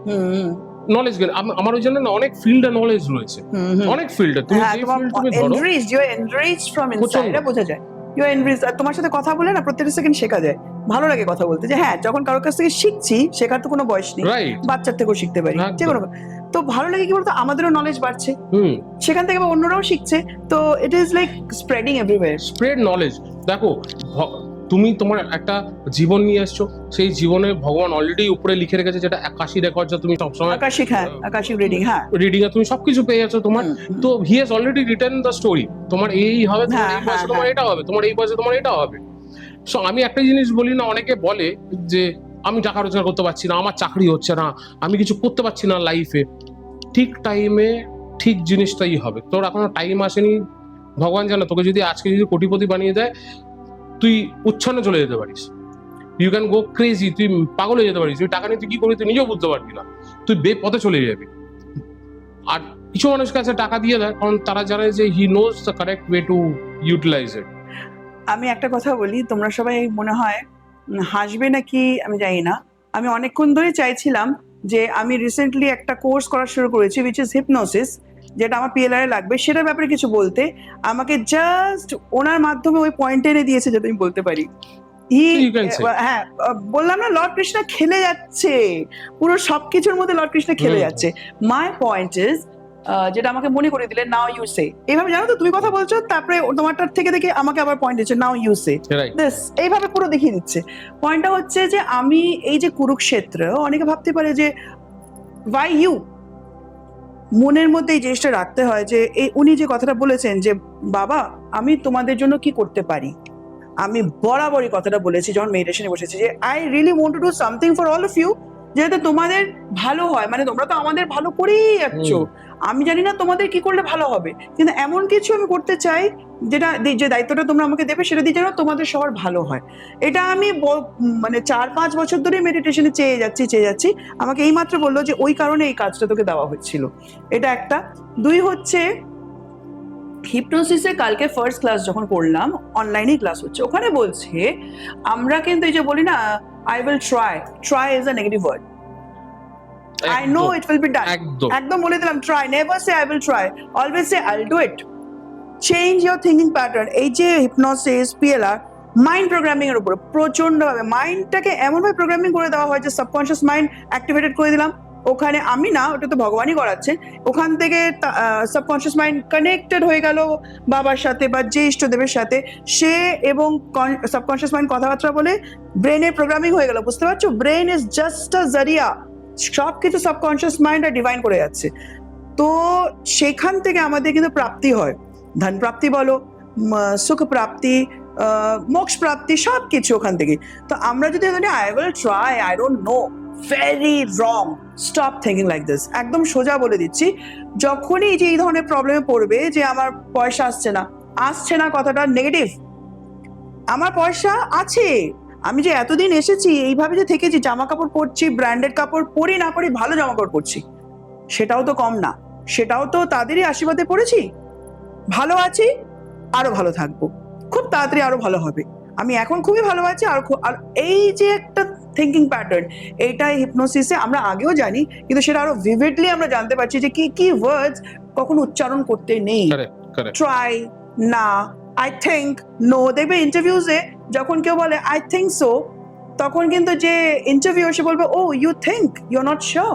রাইট, হ্যাঁ না? তো আর ইন্টারভিউতে কি হয়, ঢোকার থেকে নিয়ে যাওয়া অব্দি পুরো মার্ক করা হয়। সেরকমই ভগবানের সামনেও তুমি ধরো সবসময় কথা বলতে পারো না, মন্দিরে আসছো, ঢোকার থেকে কিন্তু তারা কিন্তু তোমার ইন্টারভিউ নেওয়া শুরু করে দিয়েছে, বেরোনো অব্দি ইন্টারভিউ নিয়ে যাচ্ছে। তো ওখানে যদি তুমি বলো যে আমার টাকা নেই, আমাকে টাকা দাও, আমি ট্রাই করব, উনি বলবেন থাক, তোমার হয়েছে, তুমি কি চাইছো তুমি নিজেই জানো না, ইউ আর নট ফোকাস। তো তুমি যখন ফোকাস হবে তখন এসো। তাই জন্য অনেক সময় বলে দেখ ভগবান দেখেই না, এত কিছু বলছি, তুমি নিজের ভিতরে দেখো তুমি কোথায় ভুল আছো। এইটা মেসেজটা তোমার কথা দিয়ে আমাকে দেওয়ালো, থ্যাঙ্কস টু ইউ, কে এত বড় একটা কথা অডিয়েন্স অব্দি পৌঁছলো যে কোন জিনিসটা বলতে নেই। আরেকটা জিনিস আমি তোমাকে এই পরিপ্রেক্ষিতে দেখো, অনেক সাকসেসফুল ম্যান যারা আজকে সাকসেস পেয়েছে, যাদের আজকে ফেম পেয়েছে, তারা কিন্তু একটা সার্টেন এজের পরে পেয়েছে, মেবি 50s। আজকে KFC তুমি দেখে নাও, KFC ভদ্রলোকের 62 ইয়ার্স এজে গিয়ে KFC তে সে এত মিলিয়নিয়ার হয়েছে, তার আগে অবধি ছিল না। তো তোমার যদি রাইট টাইম না আসে, তোমাকে ভগবান টাকাও দেবে না, কিছু দেবে না, বাট হ্যাঁ তোমার মধ্যে একটা জিনিস সবসময় রাখতে হবে, you have to be always positive, আর ইচ্ছে থাকতেই হবে, তোমাকে কাজ করতে হবে বস। এমন হবে না যে বসে তো কেউ খাওয়ায়, আমি কাজ করবো না, you have to do it right now. যদি তোমার মাথায় এসে থাকে কোনো idea, work on it, start working it. ভাই তুমি সাকসেস হবে কি ফেলিয়ার হবে, দ্যাট ইজ লেটার। তুমি ফেল করতেই পারো, তুমি ফেল না করলে তুমি কোনোদিন সাকসেসফুল হতে পারবে না। আজকে এটা 29th এপিসোড কি 30th এপিসোড হবে, আমার first 10 episode was a very bad episode. আমি তোমাকে বলবো যে আমার তখন কোনো নলেজই ছিল না কিভাবে লাইটস করতে হয়, কিভাবে কথা বলতে হয়, কাদেরকে নিয়ে এসে কথা বলবো। First 10 episode I struggled, I failed. তারপরে যে আমার এপিসোডস গুলো বেরালো, You started learning. আমি 7,000 7,500 ভিউজ পাচ্ছি। তুমি দরজাটা বন্ধ করো নি যে আমি সব জানি, তুমি দরজা খুলে দিয়েছিলে যে ভগবান আমাকে হেল্প করো যাতে আমি আরো ভালো পারফর্ম করি। সবথেকে বড় কথা হচ্ছে যে তুমি যদি ফেল না করো না, তুমি কোনোদিন শিখতে পারবে না। Failure is the path of success, কথাই আছে। আর এটা রিয়েলিটিতে যখন আমরা নিয়ে চলে আসি, তখন অনেকে বলে যে স্কুলে যে এই তুই ফেল করলি, অনেক প্যারেন্টসরা বলে তুই ফেল করে গেলি, ও সাকসেস পাবে বলেই ফেলটা করেছে। আরেকটা জিনিস আমি অনেক বাবা মাকে বলছি, ছেলে 93% পেয়েছে, কেন 99 পেলো না বা কেন 100 পেলো না, তার জন্য ছেলে কিন্তু ডিপ্রেশনে চলে যাচ্ছে কিনা বাবা মা বলছে যে কেন পেলি না। It is wrong, very wrong.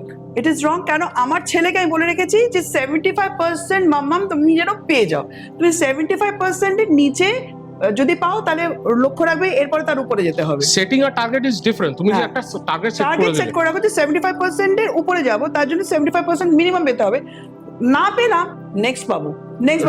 কিন্তু ওইভাবে ডিগ্রেডেড ভাইব্রেশনস দেওয়া উচিত না, যাতে যারা অনেক বাচ্চারা আছে যারা সুইসাইড করছে, মেন্টাল প্রেসারে চলে আসে, সুইসাইড করছে, হ্যাপি নেই, 99 পেয়েছি কেন 100 পেলাম না, ওর বাচ্চা পেয়েছে আমার বাচ্চা কেন পেলো না। আমি এখন একটু 3D ওয়ার্ল্ডে চলে এসেছি, কিন্তু it is also having spirituality. বাচ্চাদেরকে সহি ভাইব্রেশনস দেওয়া উচিত। আমরা বাবা মা, আমরাই বাবা মা, তো আমরা যদি ঠিক ভাইব্রেশন না দিই বাচ্চারা এগোবে কি করে? সেরকমই ভগবানের কাছ থেকে ভাইব্রেশন সহি পেতে হলে আমাদের তাদের কাছে সেইভাবে যেতে হবে, বাচ্চা রূপে, যে আমি কিচ্ছু জানি না, ফুললি ব্ল্যাঙ্ক, তবেই তারা তোমার চক্রাস গুলোকে সাজিয়ে দেবে যে নে এইভাবে তুই ভালো থাক। As simple as that. একদম ঠিক কথা। মানে আমরা তো ইন্টারকানেক্টেড স্পিরিচুয়ালিটি, আর আজকে যে এই জিনিস যে জায়গাটায় রয়েছি, যদি এই জিনিসগুলো কানেক্টেড না থাকতো তাহলে এত ইভেন্টস আমাদের লাইফে কিন্তু ঘটতো না। প্রত্যেকটা ইভেন্টস এর সঙ্গে কিন্তু তুমি কোথাও না কোথাও কানেক্টেড পাবে, কানেকশনস তুমি পাবে। আজকে কুরুক্ষেত্র হোক, জালিয়ানওয়ালা বাগ হোক, প্রত্যেকটার সঙ্গে প্রত্যেকটা ইন্টারকানেক্টেড। এই ইভেন্টস গুলো না ঘটলে পর আজকে আমাদের জীবনে happy day to day life আজকে পডকাস্টই হতো না, পডকাস্টই হতো না আজকে। তুমি যখন জন্মেছো তখনই কিন্তু ডেস্টিনি ছিল যে আজকে এখানে আমার সাথে বসবে। আমি যখন জন্মেছি ডেস্টিনিতে লেখা ছিল যে বসবো। ওই যে আরেকটা আছে আকাশিক রেকর্ড, যে তুমি সব পেয়ে যাবে তুমি, তেমনি আজকে হয়তো আমার হয়তো স্টোরিতে লেখা আছে যে তুই হয়তো এই লাইনে এক্সেল করবি, কারণ আমি জীবনে ভাবিনি যে আমি এই লাইনে কোনোদিন আসবো। আর আমি জানি যে আমি যদি এখন স্পিরিচুয়ালিটি ছেড়ে নর্মাল কমার্শিয়াল মানে অফিসে যাই, একদিনে ফায়ার করে বের করে দেবে। কারণ আমি তো 2 নম্বরই, দেখো সব জায়গায় আছে। হুম। আমি তো ভগবানের সান্নিধ্যে এসেছি কৃপাতে তাদের, আমি না সহ্যই করতে পারি না ডিসঅনেস্টি। রাইট। ফট করে মুখে বেরিয়ে যাবে, তো যেদিন তারা আমাকে সিলেক্ট করবে তার পরের দিনই বলবে ইউ আর ফায়ার্ড। হ্যাঁ, তার থেকে বেটার নিজের ফিল্ডে আরেকটা থাকা। জিনিস জানবে, যারা খুব অনেস্ট পার্সন তাদের মুখে কোনো লাগাম থাকে না, তারা আমার ফাট না করে বলে দেবে। কষ্ট হয়, আমি ওরকম বোঝার আগে বেরিয়ে যায়। আমি প্রচুর আমার শত্রু গেইন করেছি। হ্যাঁ। তাই আমার মুখের কথা, মানে আমার মুখের কথাটা এত, মানে অনেকেই জানে যে আমি খুব বাজেভাবে কথা বলি, মানে নট লাইক স্ল্যাং ইউজ করি, বাট আমার কথাটা যখন বেরোবে তীর ধনুকের মতন Blatant, বুকে হ্যাঁ, লাগে। হ্যাঁ। আমি যখন কাউকে কোনো কথা বলবো বুকে লেগে যাবে কথাটা, তাই আমাকে অনেক সময় বুঝে শুনে কথা বলতে হয়। হ্যাঁ, কিন্তু ওই যে বলে না, যারা একটু দিল সাফ আছে, যাদের মধ্যে ওই প্যাচ গোজ নেই, মাথার মধ্যে সারাক্ষণ পলিটিক্স ঘোরাচ্ছে না, যারা করে পলিটিক্স বলে দেবে। ঘোরাবে তারা মিষ্টি কথায় কথা বলতে জানে। আর যারা স্ট্রেট ফরওয়ার্ডলি কথা বলে না, অনেক সময় অনেকের কাছে জিনিসটা দৃষ্টিকটু খারাপ হয়ে লাগে, যায়, কিন্তু খারাপ লাগা উচিত না। বাট তারা অনেস্টলি কথাটা বলছে যাতে তোমাদের তোমার উপকৃত ভালো হয়। ভালো হয়। তোমার খারাপ, তোমার পিছনে ব্যাকবাইটিং বিচিং কিচ্ছু করবে না, তারা কিন্তু তোমার ভালো চায়। সেই জন্য তোমাকে ওটাকে না অ্যাকসেপ্ট করলে দেখবে তোমার উন্নতি হবে, কারেক্ট। উন্নতি হবে। কারণ ভাইব্রেশন চেঞ্জ হয়ে গেল না তোমার, যে আমি ভুল পথে যাচ্ছিলাম ওখানে ঠিক করে দিলাম, আমি এটাকে ধরলাম, আমি এবার এগিয়ে যাচ্ছি। সেই জন্য ঠিক। এই স্পিরিচুয়ালিটি ছাড়া আমরা কোনো পথ নেই। আমি এখানেই এক্সেল করতে চাই, আমার অন্য কোথাও যেতে চাই না। অনেকে আমার অনেক সময় আসে যে ওয়ার্ক ফ্রম হোম করুন, এলাম না, আর না, আমি আমার পথ আমাকে বাবা তোমাকে পাইয়ে তোমার দিয়েছে। ডেস্টিনি তোমাকে এখানে নিয়ে এসেছে, তোমার এই ডেস্টিনিতে তোমাকে থাকতে হবে, আর এটা and you are ছাড়লে very happy. I am very happy, very very happy. Satisfied. কিন্তু এখনো ফুল স্যাটিসফ্যাকশন হয়নি, যে যদি ফট করে চলে যাই তাহলে কিন্তু ডিসস্যাটিসফাইড থাকবো। আমার অনেক কাজ বাকি আছে এখনো, করতে করতে এত মজা লাগে না যে এরপরে কোনটা আসবে, এরকম কুরুক্ষেত্রটা হয়ে গেল, এরপরে কি আসছে, ডেফিনেটলি আসবে। এরপরে কোনটা আসবে, এটা এই চলতে থাকে ভিতরে যে বাবা আর কোনটা। বাবা বলে চলো এবার চলে আসি। রিসেন্টলি কালকেই তুমি আমার সঙ্গে কথা বলছি, হ্যাঁ। তোমার লাইফে একটা পিএলআর একটা করেছিলে। এবার আমার অনেক দর্শক রয়েছিল, কারণ যেহেতু আমরা ডিএলআর নিয়ে এতদিন আলোচনা করেছি, দুটো এপিসোড নিয়ে, একটু পিএলআর নিয়েও অনেকে বলছে যে একটু পিএলআর নিয়েও একটু আলোচনা করো। তো যেরকম তুমি আগের এপিসোডে বলেছিলে যে ডিএলআর তুমি ফোনের থ্রু দিয়ে তুমি কানেক্ট করে তুমি করতে পারো, বাট পিএলআর এ এমন জিনিসটা হয় কি তোমাকে সামনে থেকেই করতে হয়, সামনে থেকেই করতে হয়। তো প্রথমে একটু হালকা প্রসেসটা বলে দাও যে তুমি কিরকম ভাবে স্টার্ট করো, দেন তুমি একটা বলেছিলে পিএলআর এর কেস স্টাডি তুমি একটা বলবে রিসেন্টলি, তো সেটা একটু বলবো। ঠিক আছে, আমি আগে একটু বলে দিই যে পিএলআর হচ্ছে পাস্ট লাইফ রিগ্রেশন, যেটা আমি ডক্টর তৃপ্তি জৈনের কাছ থেকে শিখেছি। ঠিক আছে, তো কি হয় অনেক সময় আমাদের, এটা না আমরা যে কাজটা করি, it is very risky, working with divine and souls. It is, তুমি যে কোনো কাজের চাইতে এই কাজটা ভীষণ রিস্কি, কারণ এটার যে আফটার এফেক্টটা না, ভালো করলে মারাত্মক ভালো হবে, যদি খারাপ করো তো মারাত্মক পুরো ভেসে যাবে। তো সেই জন্য আমাদের ব্যালেন্স থাকতে হয়। This is the only reason আমাদের কেন ব্যালেন্স থাকতে হয়। আর ডক্টর তৃপ্তি জৈনের কাছ থেকে যেটা শিখেছি সেটা তো অ্যাপ্লাই করি, মেডিটেশনে বাবার থেকে যেটা শিখেছি সেটাও অ্যাপ্লাই করি। আমি সব ডক্টর তৃপ্তি জৈন যেটা বলেছে যে get connected with the souls first, মাথাটাকে আগে ঝাড়পোছ করে রাস্তাটাকে ক্লিয়ার করতে হয়। মাথার মধ্যে যে চিপটা থাকে আমাদের, বলছি আর কি কথার কথা, যার মধ্যে আমি কতগুলো জন্ম নিয়েছি, কি কি রোল প্লে করছি সব থাকে ওর মধ্যে, সেটার সাথে কানেক্টেড হতে হয়। That is your pineal gland, that is your subconscious mind. তো এটা যখন করাচ্ছি, যখন ধরো একজন সাবজেক্টকে নিলে, তো সে তোমার কাছে আসলো, তাকে কি মানে সাথে আমি বসি না, তার সাথে আমি 1 ঘন্টা এমনি, তুমি তোমার লাইফে যে ঘটনাগুলো আমাকে কাউন্সিলিং এ বলোনি সেটা বলো তো, ফ্রি করতে থাকে। ফ্রি শুধু না, হোয়াট আই ক্যান সি, যেটা আমাকে ব্লেসিংস এর থ্রুতে দিয়ে দিয়েছে। Suppose I am talking to you, তোমার সাথে কথা বলছি, আমি আমার কলেজ ইউনিভার্সিটি লাইফে কি করেছি, জাস্ট তোমাকে হালকা করার জন্য বলছি, so that your conscious mind will first of all gate relaxed. তারপরে ওটা কিন্তু একটা ঘুমন্ত অবস্থায় চলে যায়, তখন I will knock the subconscious. আমি বলি যে আমি কিন্তু তোমার সাথে গল্প করছি না, আমি তোমাকে রেডি করছি, তুমি কিন্তু ভেবো না টাইম ওয়েস্ট হচ্ছে। কারণ আমি দুপুর 2টোর দিকে আসতে বলি, কিন্তু আমি বসি এই 2:30 বা 3টের দিকে। কিন্তু যখন বসি না, তারপর থেকে প্রায় 1 ঘন্টা আমি তার সাথে ইন্টারাক্ট করি, মানে হাসি ঠাট্টা ইয়ার্কি করাই, কিন্তু আমি দেখতে পাই এইখান থেকে একটা রে তোমার থার্ড আই অব্দি যাচ্ছে কিনা, হোয়াইট, ওটা যতক্ষণ না লাইন্ড হবে আমি ততক্ষণ কথা বলতে থাকি। ঠিক আছে, মানে একটা রে না, তার সাথে আরো অনেক কটা রে এরকম স্ট্রেট ঢুকবে তোমার ফোরহেডে। যখন দেখি হ্যাঁ একদম লাইন হয়ে গিয়েছে, আইসে এবার তুমি শোবে, আমি এবার শুরু করব, তুমি জল খেয়ে নাও, কারণ ডিহাইড্রেটেড হয়ে যাবে, তো শরীরের একটা আত্মার একটা স্তরকে বের করে নিয়ে যাওয়া হয়, তো ওই জন্য শরীরটা ডিহাইড্রেটেড হয়ে যায়, তাই জন্য তুমি 1 গ্লাস জল খাও, তারপরে তুমি শুয়ে পড়ো, মাথা নিচে বালিশ দেবে না, কারণ আমাদের চাকরাস গুলো অ্যালাইন্ড থাকে, তাহলে বালিশ দিলে না উঁচু নিচু হয়ে যায়, প্রবলেম হয়। তো তারপরে আমি বলি যে প্রসিজারটা একটু বলে দিচ্ছে, আমি বলি যে প্রথমে নিঃশ্বাসে ব্রিদিং প্র্যাকটিসে ফোকাস করো। আমাদের ইরা, পিঙ্গলা, সুষুম্না, নাড়ি তিনটে, যারা বোঝেন তাদের বলি, যারা বোঝে না তাদের বলি যে তুমি ব্রিদিং প্র্যাকটিস করো ধীরে ধীরে, inhale and exhale, inhale and exhale. তারপরে যখন আমি বুঝতে পারি ভাইব্রেশনে, আর থ্রু রেখি আমি ওদের ভিতরে নেগেটিভিটি এবার ছুঁড়ে ছুঁড়ে বের করে দিই। ওটা আমি বলি যে চোখটা বন্ধ, যতক্ষণ না আমি বলবো চোখ খুলবে ততক্ষণ খুলবে। It's a sort of hypnosis, কিন্তু হ্যাঁ sort of, not fully. Reiki দিয়ে তার শরীরের সমস্ত নেগেটিভিটিস বের করে দিতে থাকি, যাতে তার যে জায়গা স্টাক হয়ে আছে, ধরো সাবকনশিয়াস মাইন্ডে অব্দি যেতে পারছে না, সেটা বেরিয়ে গেল। তারপরে আমি বলি, কাউকে একজনকে এক রকম বলি, ওটা বাবা যেটা আমাকে দিতে থাকে আমি সেটা বলি। তার আগে বসার আগে বলি, বাবা প্লিজ হেল্প মি। আমি তো সেরকম বলি, বাবা without you I won't be able to do anything, please help me and please help him or her so that they can get you, বা তোমার আশীর্বাদ যেন পায়। বাস আমি এইটুকু বলে বসে যাই, আর আমি জানি যে বাবা আছেন, বাস। এরপরে ওখানে লর্ড কৃষ্ণ আসবেন না বাবা আসবেন সেটা তাদের ডিসিশন, বা লর্ড ব্রহ্মাকেও অনেক ত্রিদেবকে দেখতে পেয়েছে একজন, lord Brahma, lord Vishnu, lord Shiva, তিনজনকে একসাথে একজন দেখতে পেয়েছিলেন, তার মানে তার লেভেল সেই রকম। এবং লর্ড রামার শ্রীরাম শ্রীরাম শ্রীরাম, সে ভাইব্রেশন চলে আসলো আমার চোখের সামনে। আমি যখন বললাম যে আপনি কি লর্ড রামার শ্রীরাম দেখতে পাচ্ছেন, বললো হ্যাঁ আমি দেখতে পাচ্ছি, I am connected with him.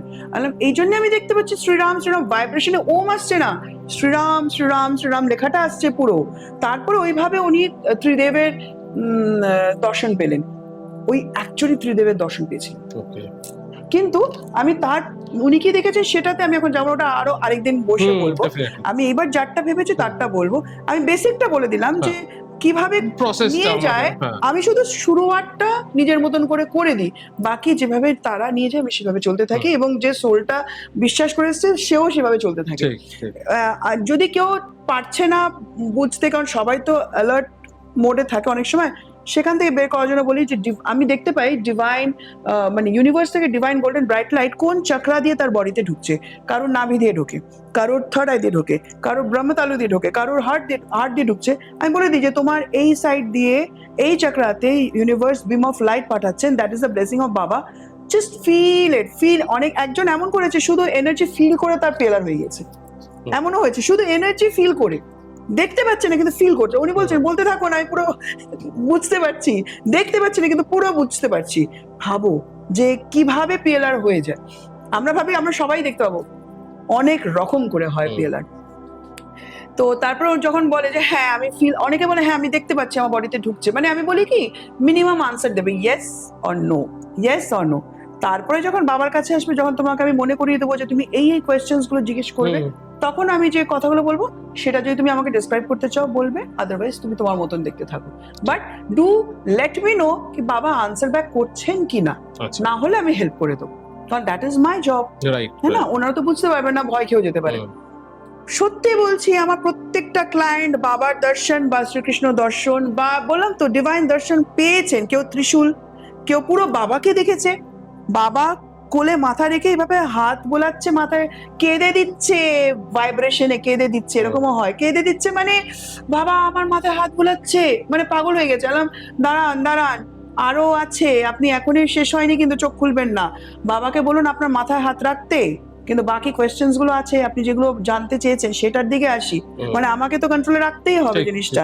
তারপরে অনেকে দেখেছে বাবার ত্রিনেত্র, অনেকে বিভূতি, অনেকে শুধু ব্লু অরা কিন্তু বাবাকে দেখেছে, অনেকে শ্রীকৃষ্ণকে দেখতে পাচ্ছে, অনেকে গোপালাকে দেখতে পাচ্ছে। তো এটা যেরকম ভাবে কানেক্টেড হয়ে আছে, যার সোল যে লেভেলের তারা জানে। যার কেউ জানে না তার ইষ্টদেবকে, সে তার ইষ্টদেবকে দেখতে পাচ্ছে। তো আমি এখানে কিচ্ছু করছি না, এখানে তারাই গেম খেলে যাচ্ছেন, তাদের মতন করে ডিভাইন গেম খেলছে। আমি বুঝতে পারছি করতে গিয়ে যে আমি বলছি ও আপনার ইষ্টদেব কিন্তু ইনি না, আপনার ইষ্টদেব কিন্তু এই ভগবান। তখন বলছে আমি কিন্তু ওনাকেই দেখছি প্রথম থেকে। আমি বুঝতে পারছেন আপনার ইষ্টদেবকে, জন্মান্তরে ইষ্টদেব কিন্তু উনি, তাহলে এখন থেকে আপনি ওনার দিকে ফোকাস করবেন, আপনি সমস্ত আনসার পাবেন। এইরকম করেও আসতে থাকে, ঠিক আছে? তারপরে সোলসদের ডাকা হয় যাদের সাথে কার্মিক ওয়েতে সে কানেক্টেড। যদি বাবা ভিশন দিয়ে দিলেন বা শ্রীকৃষ্ণ ভিশন দিয়ে দিলেন, ওনাদেরকে যেটা দেখা যায় ওটা তো আমিও দেখতে পাচ্ছি। অনেকে দেখতে পাই যে একটা সুন্দর সিনিক বিউটি দেখতে পাচ্ছি, নদী পাহাড় এরকম হয়েছে, অনেকে বলছে হ্যাঁ আমিও দেখতে পাচ্ছি। হ্যালো, আপনার সামনে কে দাঁড়িয়ে আছে দেখুন, এবার দেখুন আপনাকে কোন নামে ডাকছে, এই করে করে করে করে ঢোকা হয়। দেখুন আপনার সামনে একটা মিরর আছে, মিররে আপনি নিজেকে দেখতে পাচ্ছেন, দেখুন তো কিরকম দেখতে, আপনি ছেলে না আপনি মেয়ে, কি ড্রেস পরে আছেন বলে দেয়। দেখুন তো ওর পাশে একটা জায়গায় বাড়ির নাম, অ্যাড্রেস, ইয়ার খোদাই করে লেখা আছে, দেখুন বলে দেয়। আর যারা ফোকাস করতে পারছে না তখন আমি ডিভাইনকে বলি যে প্লিজ হেল্প, প্লিজ হেল্প। কারণ সোল তো এনার সোল তো বারবার বডি ছেড়ে বেরোচ্ছে না, এই একবারই এসেছে। তো যতটুকু দেওয়া যায় বাবা প্লিজ, উনি যাতে সন্তুষ্ট হন এবার আপনার উপরে। এইভাবে আমি পুরোপুরি সারেন্ডার হয়ে যাই। তারপরে কিন্তু দেখতে থাকে তারা এই যে বলা পর আমি পুরো নিশ্চিন্ত হয়ে যাই, পুরোটা করিয়ে যাচ্ছে। আর এই যে ডিএলআর বা পিএলআর, আমি দুটোর মধ্যেই বাবাকে ছাড়া তো আমি চলতে পারি না। বাবাকে ইনভোক করাতে বাবা নিজ হাতে এসে সমস্ত কিছু করে যাচ্ছেন। এবং যারা যারা আমার থেকে করে গিয়েছেন আমি জানি তাদের সাথে যদি তুমি কথা বলো তারা সেম জিনিস বলবে। হয়তো বা আমি তাদের ভুলে যেতে পারি কিন্তু তারা মনে রাখবে, কারণ বাবাকে দেখেছি। তাদের লাইফে কিন্তু একটা ইভেন্ট, তাদের লাইফে একটা বড় ইভেন্ট। অনেক তোমাকে কমেন্টস পাঠাবো ফিডব্যাকে, তুমি পড়লে তো মাথা খারাপ হয়ে যাবে যে তারা বাবাকে দেখার পর পুরো একদম অন্য পার্সোনালিটি হয়ে গেছে, যে আমাকে আগে কি করতাম আমি এখন এটা করবো। ঠিক আছে, আমরা পজিটিভই হচ্ছে, নেগেটিভ কিছু হচ্ছে না। এবং যদি এতদিনে কোনো কারোর ক্ষতি হতো, শোনো ক্ষতিটা হলে সবার আগে সামনে আসে, ভালো হলে অত আসে না, ক্ষতি হলে আসে। এতদিন এসে 3 মাস হয়ে গিয়েছে, এতদিন এসে যাওয়ার ছিল, আসেনি যখন, তাহলে আমিও কানেক্টেড ঠিকঠাক আর মানুষেরও কানেকশন ঠিকঠাক করাতে পারছে। বাকি বাবা নিজ হাতে সবার সেবা করে যাচ্ছে, সোজা কথা। এটা গেল যে প্রসেসটা বললাম। এবার তুমি একটু পিএলআর ঘটনায় ঢুকছি।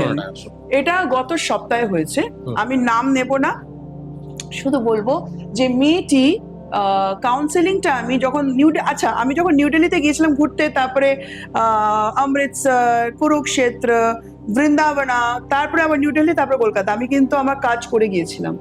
আমি রোজ কাউন্সেলিং করতাম, কারণ অনেক মানুষ আছে যারা ভীষণ। আমি ট্রেনে যখন যাচ্ছি তখনও জার্মানি থেকে একজন ভদ্রমহিলা কাউন্সেলিং করিয়েছিলেন, ট্রেনে যাচ্ছি তখন করেছেন। আর ওনারটা আমি আরেকদিন বলবো, ভীষণ টাচি। উনি বলেছিলেন আফটার দ্য কাউন্সেলিং কি আমি কলকাতায় ডিসেম্বরে আসছি, আপনার সাথে আমি দেখা করবো। Okay, I will definitely, it will be a pleasure for me. তো ট্রেনের মধ্যে কাউন্সেলিং হয়েছে। এই মেয়েটির কাউন্সেলিং আমি নিউ দিল্লিতে করেছিলাম। যখন করেছিলাম না তখন কিন্তু আমি একটা সিন দেখতে পেয়েছিলাম যে একটি মেয়ের গায়ে আগুন জ্বলছে, কিন্তু আমি বুঝতে পারছিলাম না যে মেয়েটি কে, এই মেয়েটি না কে।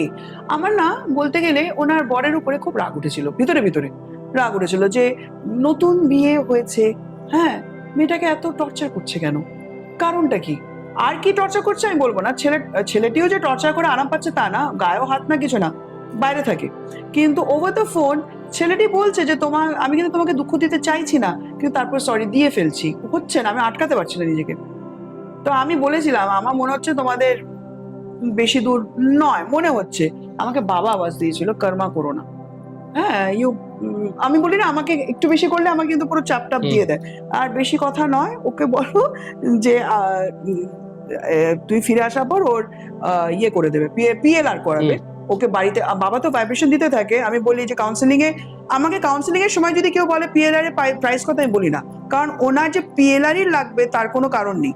অনেকে শুধু 1200 যে অ্যামাউন্টটা আমি নিই সেই অ্যামাউন্টটা নেওয়ার পরে বাবা আমাকে শুধু বলে দেয় যে মন্ত্র দিয়ে হয়ে যাবে, তাহলে ওর তো জাস্ট ওইটুকুই খরচ হলো। আমরা এটা লাস্ট এপিসোডে তো তুমি বলেছিলে, হ্যাঁ ওই মন্ত্র চেঞ্জ করলে পরেই সেটা হয়ে যাচ্ছে, ওনারা হয়ে যায় যে আমরা ভাবলাম এত খরচ হবে তো কিছুই হলো না। আমি বললাম এই যে যেটা বাবা বলেছেন এটাই করে, আপনাকে আসতে লাগবে না, আপনি শুধু আমাকে ফিডব্যাকটা দেবেন তাহলেই হবে। আবার অনেকের বাবা বলে দেয় ওর কিন্তু পিএলআর লাগবে, ওকে ডাক। আমি খুব বুঝে মানুষকে ডাকি। তারপরে মেয়েটি এসেছে, তার বাবা মার সাথে। আমি বলেছি তুমি একা আসবে না, তোমার বাবা মা নিয়ে আসবে দুজনকে। মেয়েটি এসেছে, মেয়েটি খুবই কম বয়স। তো তারপর এই তো গত সপ্তাহে হয়েছে। তো তারপরে মেয়েটিকে আমি বললাম যে তোমার সাথে আমি আলাদাভাবে কথা বলছি, কারণ আমি ঝট করে পিএলআর এ বসি না, আগে তোমাকে প্রিপেয়ার করতে হবে আমাকে। তখন বললাম যে তোমার কি এমন কোনো ঘটনা আছে যে তুমি আমাকে বলোনি, সেটা বলতে হবে। তো ভেবে চিনতে আমি তখন বললাম মনে মনে যে বাবা ওকে হেল্প করো প্লিজ, ও যাতে সংকোচ বোধটা কাটিয়ে আমাকে বলতে পারে, যেগুলো ধরো বলা হয়নি। তো ও বারবারই বলছে যে আমি ওকে ছেড়ে থাকতে পারবো না, আমি ওকে ভীষণ ভালোবাসি, ওকে ছেড়ে থাকতে পারবো না। আর ওনার মা বাবা মায়ের চার্টে ছিল, যে এটা পরে জেনেছি মেয়েটির থেকে, যে মায়ের চার্টে ছিল খুব কাছে প্রিয় মানুষ আগুনে পুড়ে মারা যাবে, এটা মায়ের চার্টে আগে থেকে ছিল। তো আর ওরও কিন্তু সেম জিনিস বেরিয়েছিল কাউন্সিলিং এ, বাবা আমাকে ভিশনটা দেখিয়েছিলেন, কিন্তু আমি বুঝতে পারছিলাম না যে এই মেয়েটেরই নাকি। তো আমি বলেছিলাম আমি কিন্তু এই ভিশনটা পেয়েছি, যেটা তোমার মায়ের চার্টের সাথে মিলছে, তো আগেই তুমি কিন্তু ওই যাওয়ার ব্যাপারে কিছু ভেবো না, আগে পিএলআরটা হোক তারপরে ডিসিশন নিও, আমি এটা বলে দিয়েছিলাম। দেখো আমার রাগ উঠতেই পারে ভদ্রলোকের উপরে, কিন্তু তার মানে এই না যে আমি বলে দেবো তুমি ডিভোর্স নিয়ে নাও, এই ওই না, দ্যাট ইজ দেয়ার কর্মা। আমি আমার কাছে এসছে, আমি বাবার সাথে কানেক্টেড করিয়ে দেবো, কিন্তু সেখানেও যেখানে আমি ভুল করছি বাবা কিন্তু আমাকে বলে দিচ্ছেন যে তুমি কর্মায় পড়বে না, তোমার তোমার কাজ না, ওটা তোমার কাজ না, তোমার যেটা কাজ তুমি সেটা বলো। কে বলেছে তোমাকে এইভাবে বলো, তোমাকে জাজমেন্ট দিতে কে বলেছে, তুমি জাজমেন্ট দেওয়ার কে? অনেক সময় হয়ে যায় মেয়েরা মেয়েদের দুঃখটা দেখলে না তখন কোথাও বেরিয়ে আসে এই জিনিসটা, তারপর আবার ক্ষমাও চেয়ে নি, ক্ষমা চাই কিন্তু রিপিট করি না, এটা কিন্তু আছে যে ক্ষমা চাওয়ার পর আবার করলে দ্যাট ইজ ডিফারেন্ট, ক্ষমা চাওয়ার পর কিন্তু মেনটেন করে রিপিট করছি না, যাতে অন্য কিছু হয়ে গেল আবার সেটাতে আবার ক্ষমা চাইলাম, কিন্তু বুঝলাম যে এগুলো করা যাবে না, ঠিক আছে, সেটা মাথায় রাখতে হয়। তারপরে মেয়েটার সঙ্গে কি হলো? মেয়েটার সাথে তারপরে বসে মেয়েটার মাকেও বললাম যে আপনিও আসুন, মেয়েটার মা বসলেন, বসে বললো যে দেখো আমি চাইছি ওর ডিভোর্স হয়ে যাক, আর মেয়েটা বলছে আমি চাইছি না, কারণ সবে নিউলি ম্যারেড, বলতে গেলে কয়েকটা মাস হয়েছে। তাই বললাম দেখো তোমার ডিভোর্স হবে কি হবে না ওটা বাবা জানে, আমার কাজ হচ্ছে তোমার থেকে সবকিছু জেনে বাবা অব্দি পৌঁছে দেওয়া, কারণ আমি তোমার সাথে যা কথা বলছি সমস্ত বাবা শুনতে পাচ্ছি, তো তোমার মন খুলে তুমি কথা বলো। আর একটা জিনিস আমার যেটা মনে হচ্ছে, তুমি তোমার মাকে রুমের মধ্যে রেখো না, আমি মানুষকে কি বলি তুমি অডিওটা করো, মানে অডিও রেকর্ডিং করতে পারো, ভিডিও করো না, কারণ বাবা আমাকে অডিও রেকর্ডিং এর পারমিশন দিয়েছে, ভিডিও রেকর্ডিং এর পারমিশন দেয়নি। তো তোমার মোবাইলে তুমি অডিও রেকর্ডিং করো, অসুবিধা নেই।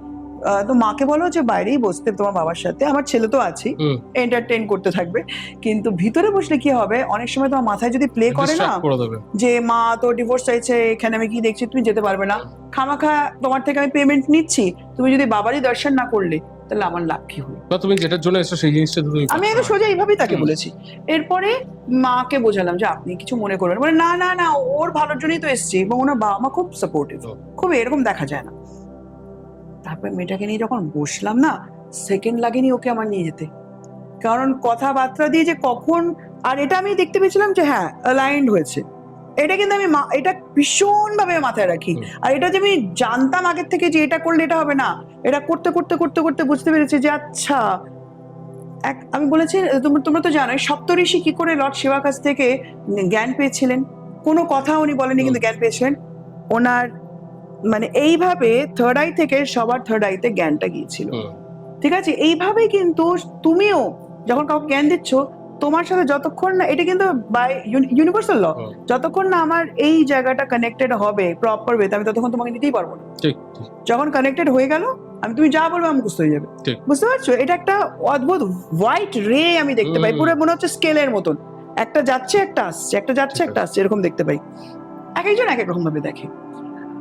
যখন আমি এরকম দেখলাম যে হ্যাঁ লাইন হয়ে গেছে, তখন ওকে বললাম অ্যাজ ইউজুয়াল যে তুমি শুয়ে পড়ো, বালিশ রেখো না মাথা নিচে, যা যা বলি আর কি। তারপরে ওকে বললাম যে দেখো তোমার শরীরের মধ্যে কিন্তু ডিভাইন ব্রাইট লাইট ঢুকছে, তোমার হার্ট চাকরা দিয়ে ঢুকছে, তুমি কি ঠান্ডা অনুভব করছো? বলে হ্যাঁ। যে আমি এটা একটু ওয়েট করি যে যেই বলবে হ্যাঁ, তার মানে সাবকনশিয়াস মাইন্ড অ্যাক্টিভেটেড হয়ে গেছে, আমার তখন ফাস্ট হতে থাকে। তো আমি তখন বললাম যে এবার দেখো তোমার বল অফ একটা ফায়ার তুমি চোখের সামনে দেখতে পাবে, যেটার মধ্যে ওম লেখাও থাকতে পারে, আবার বিষ্ণুজির তিলকও থাকতে পারে, আবার ময়ূর পাঙ্খ থাকতে পারে।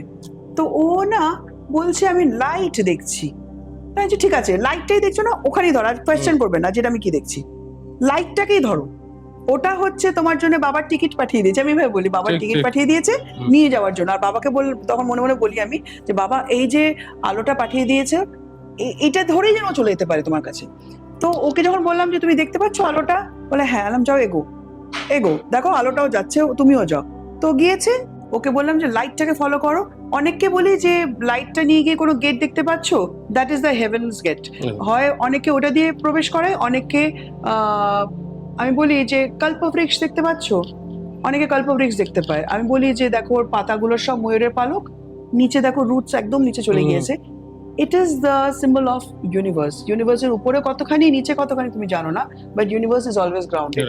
It is the symbol of that. তো সেখান থেকে ওকে বাবা অবধি নিয়ে যেতে পেরেছিলাম আমি। লাইটটা গিয়ে গাছ অব্দি গিয়েছিল না গেট অব্দি, এতটা মনে পড়ছে না আমার এখন, বাট বাবা অব্দি পৌঁছতে পেরেছিল এবং ধীরে ধীরে বাবাকে লাইটের মধ্যে দিয়ে ফর্ম হলো বাবা, সেটা আমি দেখতে পেয়েছিলাম। তারপর মানে আমিও দেখতে পাচ্ছি, মেয়েটিও দেখতে পাচ্ছে একসাথে। তারপরে বললাম যে বাবাকে বলো তোমার মাথায় একটু হাত রাখতে, so that you can feel his blessings. ও বাবা একদম বাবাকেও দেখতে পাচ্ছে এবং বাবাকে দেখে ও অভিভূত।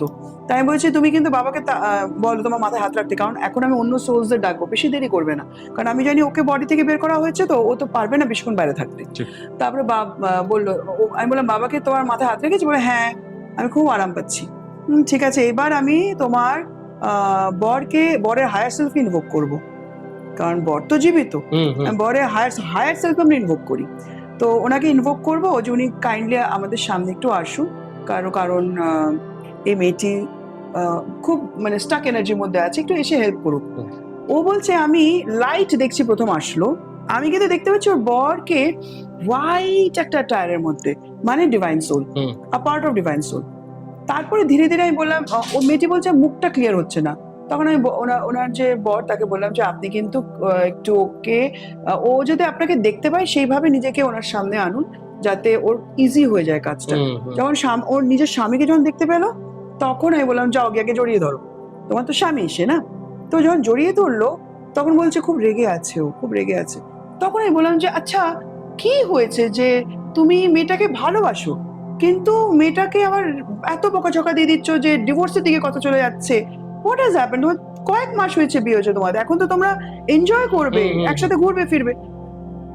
এইটা না বলতে বলতেই আমি একটা ভিশন দেখলাম, আর এবং মেয়েটাকে বসানোর আগেও একটা ভিশন আমাকে দেখিয়ে দিয়েছিলেন বাবা। একটি মেয়ের বডি, ধরো পিছনে আগুন জ্বলছে, সামনেটা তো ব্ল্যাক, ঠিক ওরকম দেখেছিলাম, চুল টুল এরকম খোলা, একটি মেয়ের বডি এভাবে আছে, পিছন দিয়ে আগুন আর ধোঁয়া বেরোচ্ছে। ওই ভিশনটা ওখানে পেলাম আবার। তখন আমি বললাম যে এটা কে? তো তখন কথোপকথনে আসলো যে গত জন্মে এই যে স্ত্রী তার, এই জন্মে সে তার স্বামী ছিল এবং উনি তার স্ত্রী ছিলেন, এবং এই রূপে এখন যে মেয়ে, সেই মেয়েটি যখন পুরুষ রূপে ছিলেন সে তার স্ত্রীকে ভালোবাসতেন, কিন্তু বেশি মাথা গরমে ঠেলে আগুন লাগিয়ে দিয়েছিল। ওই জন্য ছেলেটি এই জন্মে বলে যে তোমাকে আমার দলা পাকিয়ে দিতে ইচ্ছা করে, মেরে ফেলতে ইচ্ছা করে, তাই না? কিন্তু ছেলেটা কিন্তু ভীষণ ভালো, ওই জন্য মানে করতে চাইলেও কিন্তু করছে না, কিন্তু এনার্জি কিন্তু এই যে আমি মেরে ফেলবো। দলা পাকিয়ে দেওয়া মানে কি জানো, ওই যে আগুনে পড়ে যাবে পুরো দলা হয়ে যায়। আমি তখন বললাম যে তো মেয়েটিকে যখন যেই বললাম না যে ক্ষমা চাও, মেয়েটি এমন জোরে কান্না শুরু করেছে, আমাকে ক্ষমা করে দাও, আমি কোনোদিনও করবো না, আমি অনেক বড় ভুল করে ফেলেছি।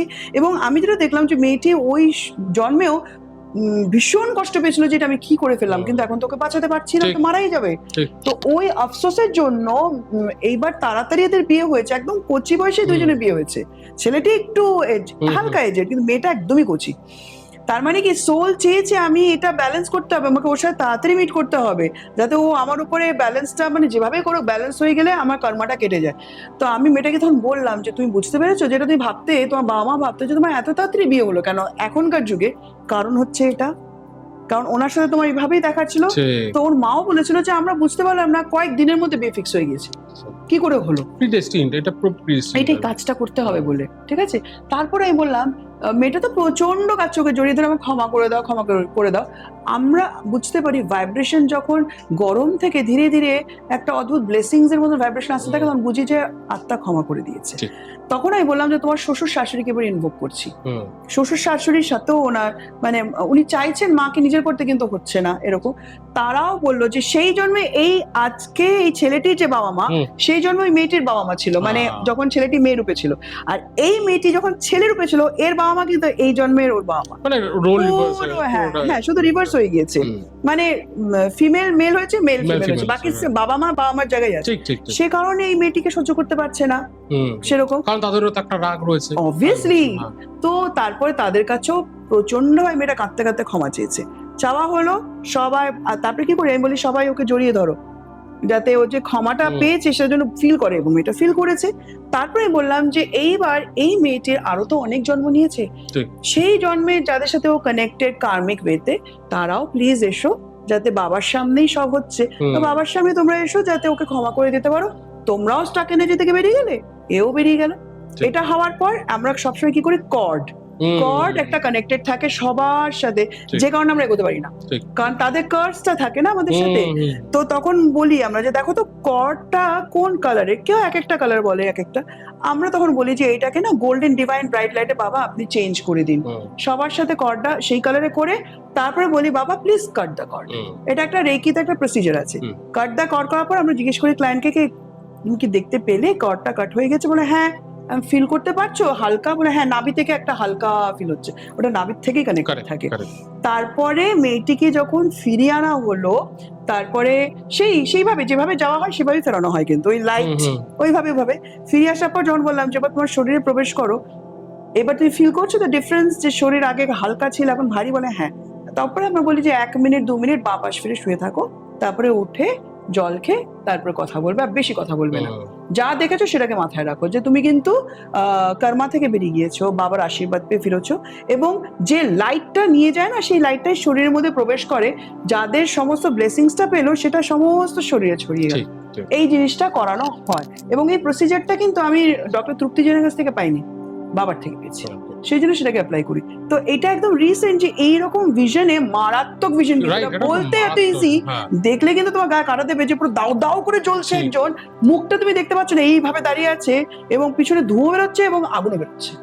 তো বুঝতে পারছো আমাদের কর্মা আমাদেরকে কেন ফেস, আমরা ভাবি না আমরা এত ভালো মানুষ কিন্তু আমরা কারো ক্ষতি করলাম না, আমাদের ক্ষতি কেন করছে, আমরা যে কি করে রেখেছি ওটা তো ভগবানই জানে। তো সেইভাবে আমি একটা জিনিস জানি যে আগের জন্মে আরেক জন্ম তোমার কর্ড যখন কেটেই যায়, তো তোমার সেই মানে ভিশনস গুলো থাকে না, কিছু কিছু ভিশনস তোমাকে দিয়ে দেবে, যদি কিছু মানে ইনকমপ্লিট যদি কিছু জিনিস থাকে, সেটা পরের জন্য আমরা যে শরীরে ব্যথা, শরীরের যে রোগ ব্যাধি সব কিন্তু আমাদের পাস্ট কর্মা থেকে আসে, রাইট? হ্যাঁ, ওই কানেকশন থেকেই আসে আমাদের শরীরে, এসে সেটা আরো ছড়ায়, যতদিন না আমরা জায়গাটায় ওই রুট কজ মূল আধারে যতদিন না যাবো বাবার কৃপায়, আর যতদিন না বাবা কর্ডটা ডিসকানেক্ট করছেন ততদিন কিন্তু আমরা তত জন্মই আমরা কিন্তু সাফার করতেই থাকবো, শেষ নেই সাফারিং এর। কিন্তু যে মুহূর্তে বাবা সবাইকে ওই যে কর্ড কাটিং করে তারাও বেরিয়ে গেল, তাদেরও কিন্তু লাইফ চেঞ্জ হয়ে গেল, তারা যেখানেই জন্ম নিক না কেন লাইফ চেঞ্জ, এরও লাইফ চেঞ্জ। তুমি ভাবো কত জায়গায় কিভাবে স্প্রেড করে যাচ্ছে কাজটা। এই জন্যই বলেছি যে বাবা কিন্তু নিজ হাতে কাজ করে যাচ্ছে, I am doing nothing, everything he is doing and people are getting benefits out of that.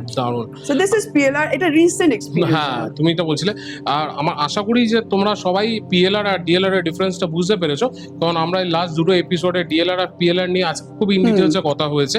আমার খুব ভালো লাগলো আজকে যে এই PLR এর পুরো ডিটেলসটা পেলাম, একটা কেস স্টাডি পেলাম, যেটা থেকে আমরা জিনিসটাকে বুঝতে পারলাম যে PLR কি করে করা হয় আর DLR কি করে করা হয়। লাস্ট এপিসোডে এটা অনেক ইন ডিটেলস আমরা করেছিলাম, আর কিছু স্পিরিচুয়াল কানেকশনস নিয়ে আমাদের কথা বলেছি। আজকের এপিসোডটা খুব মারাত্মক হয়েছে তোমার সঙ্গে। এখন কিন্তু আমি DLR PLR কে আলাদা করি না, DPLR করে দিয়েছি, কারণ বাবাকে ওইভাবে প্রথমে ইনভোক করছে, so it is a DPLR session, right? তো যে যার মতন বলুক, আমাদের কাছে তো DLR PLR আলাদা করে বুঝিয়ে দেওয়ার জন্য, হ্যাঁ, ওইভাবে একটা ডিভাইন লাইফ এর ব্যাপার থাকে, আর একটা past life regression, past life regression. তো দুটো কিভাবে করতে হয়, দুটো কি প্রসেস আছে, এই দুটো প্রসেস খুব ভালোই জানলাম। দিদি, খুব ভালো লাগলো আজকে তোমার সঙ্গে এপিসোডটা করে, আর আমিও অনেক ভালো লেগেছে, আমি যে ইনস্ট্রাকশনটা পেয়েছিলাম সেটা কমপ্লিট হয়েছে, রাইট? তো একটা ছোট্ট উপহার আমাদের ফ্যামিলির তরফ থেকে, আবার TRC ফ্যামিলির পক্ষ থেকে, আর thank you so much guys. তোমরা আমাদের এপিসোডটা দেখে তোমাদের কেমন লাগলো, আর রিনিতাদির সঙ্গে যদি কন্ট্যাক্ট করতে হয় তো নিচে দেওয়া নাম্বারে আপনারা যোগাযোগ করে নিতে পারেন, ডেসক্রিপশনে নাম্বারে দেওয়া থাকবে। কারো যদি কোনো এনার্জি স্টাক থাকে বা লাইফে যদি কোনো প্রবলেম থাকে, যদি মনে করে থাকো যে একবার রিনিতাদির সঙ্গে তোমরা এসে দেখাতে পারবে, you are always welcome. Number দেওয়া থাকে, ফোনে কন্ট্যাক্ট করে নিতে পারবে। আর আজকে আমাদের কমেন্টসে তোমরা জানাও যে আজকের এপিসোডটা তোমাদের কেমন লাগলো, আর এরকম এপিসোড কি আরো তোমরা দেখতে চাও, সেটাও আমাদেরকে কমেন্ট করে জানাও। অবশ্যই জানাবে তোমরা কোথা থেকে দেখছো এই এপিসোডটা। আর দেখা হচ্ছে আবার একটা নতুন এপিসোডে তোমাদের সঙ্গে, একটা নতুন পডকাস্টের সামনের শুক্রবার। আমি আজকে আবার বলছি যে আমরা আরেকটা এপিসোড নিয়ে আসবো রিনিতাদির সঙ্গে, সেটাও ইন ডিটেলসে কথা বলবো স্পিরিচুয়ালিটির ব্যাপারে। তো ডেফিনেটলি ওয়েট করে থাকবেন আরেকটা পডকাস্ট রিনিতাদির সঙ্গে। তো দেখা হচ্ছে সামনের শুক্রবার নতুন কোনো টপিক নিয়ে।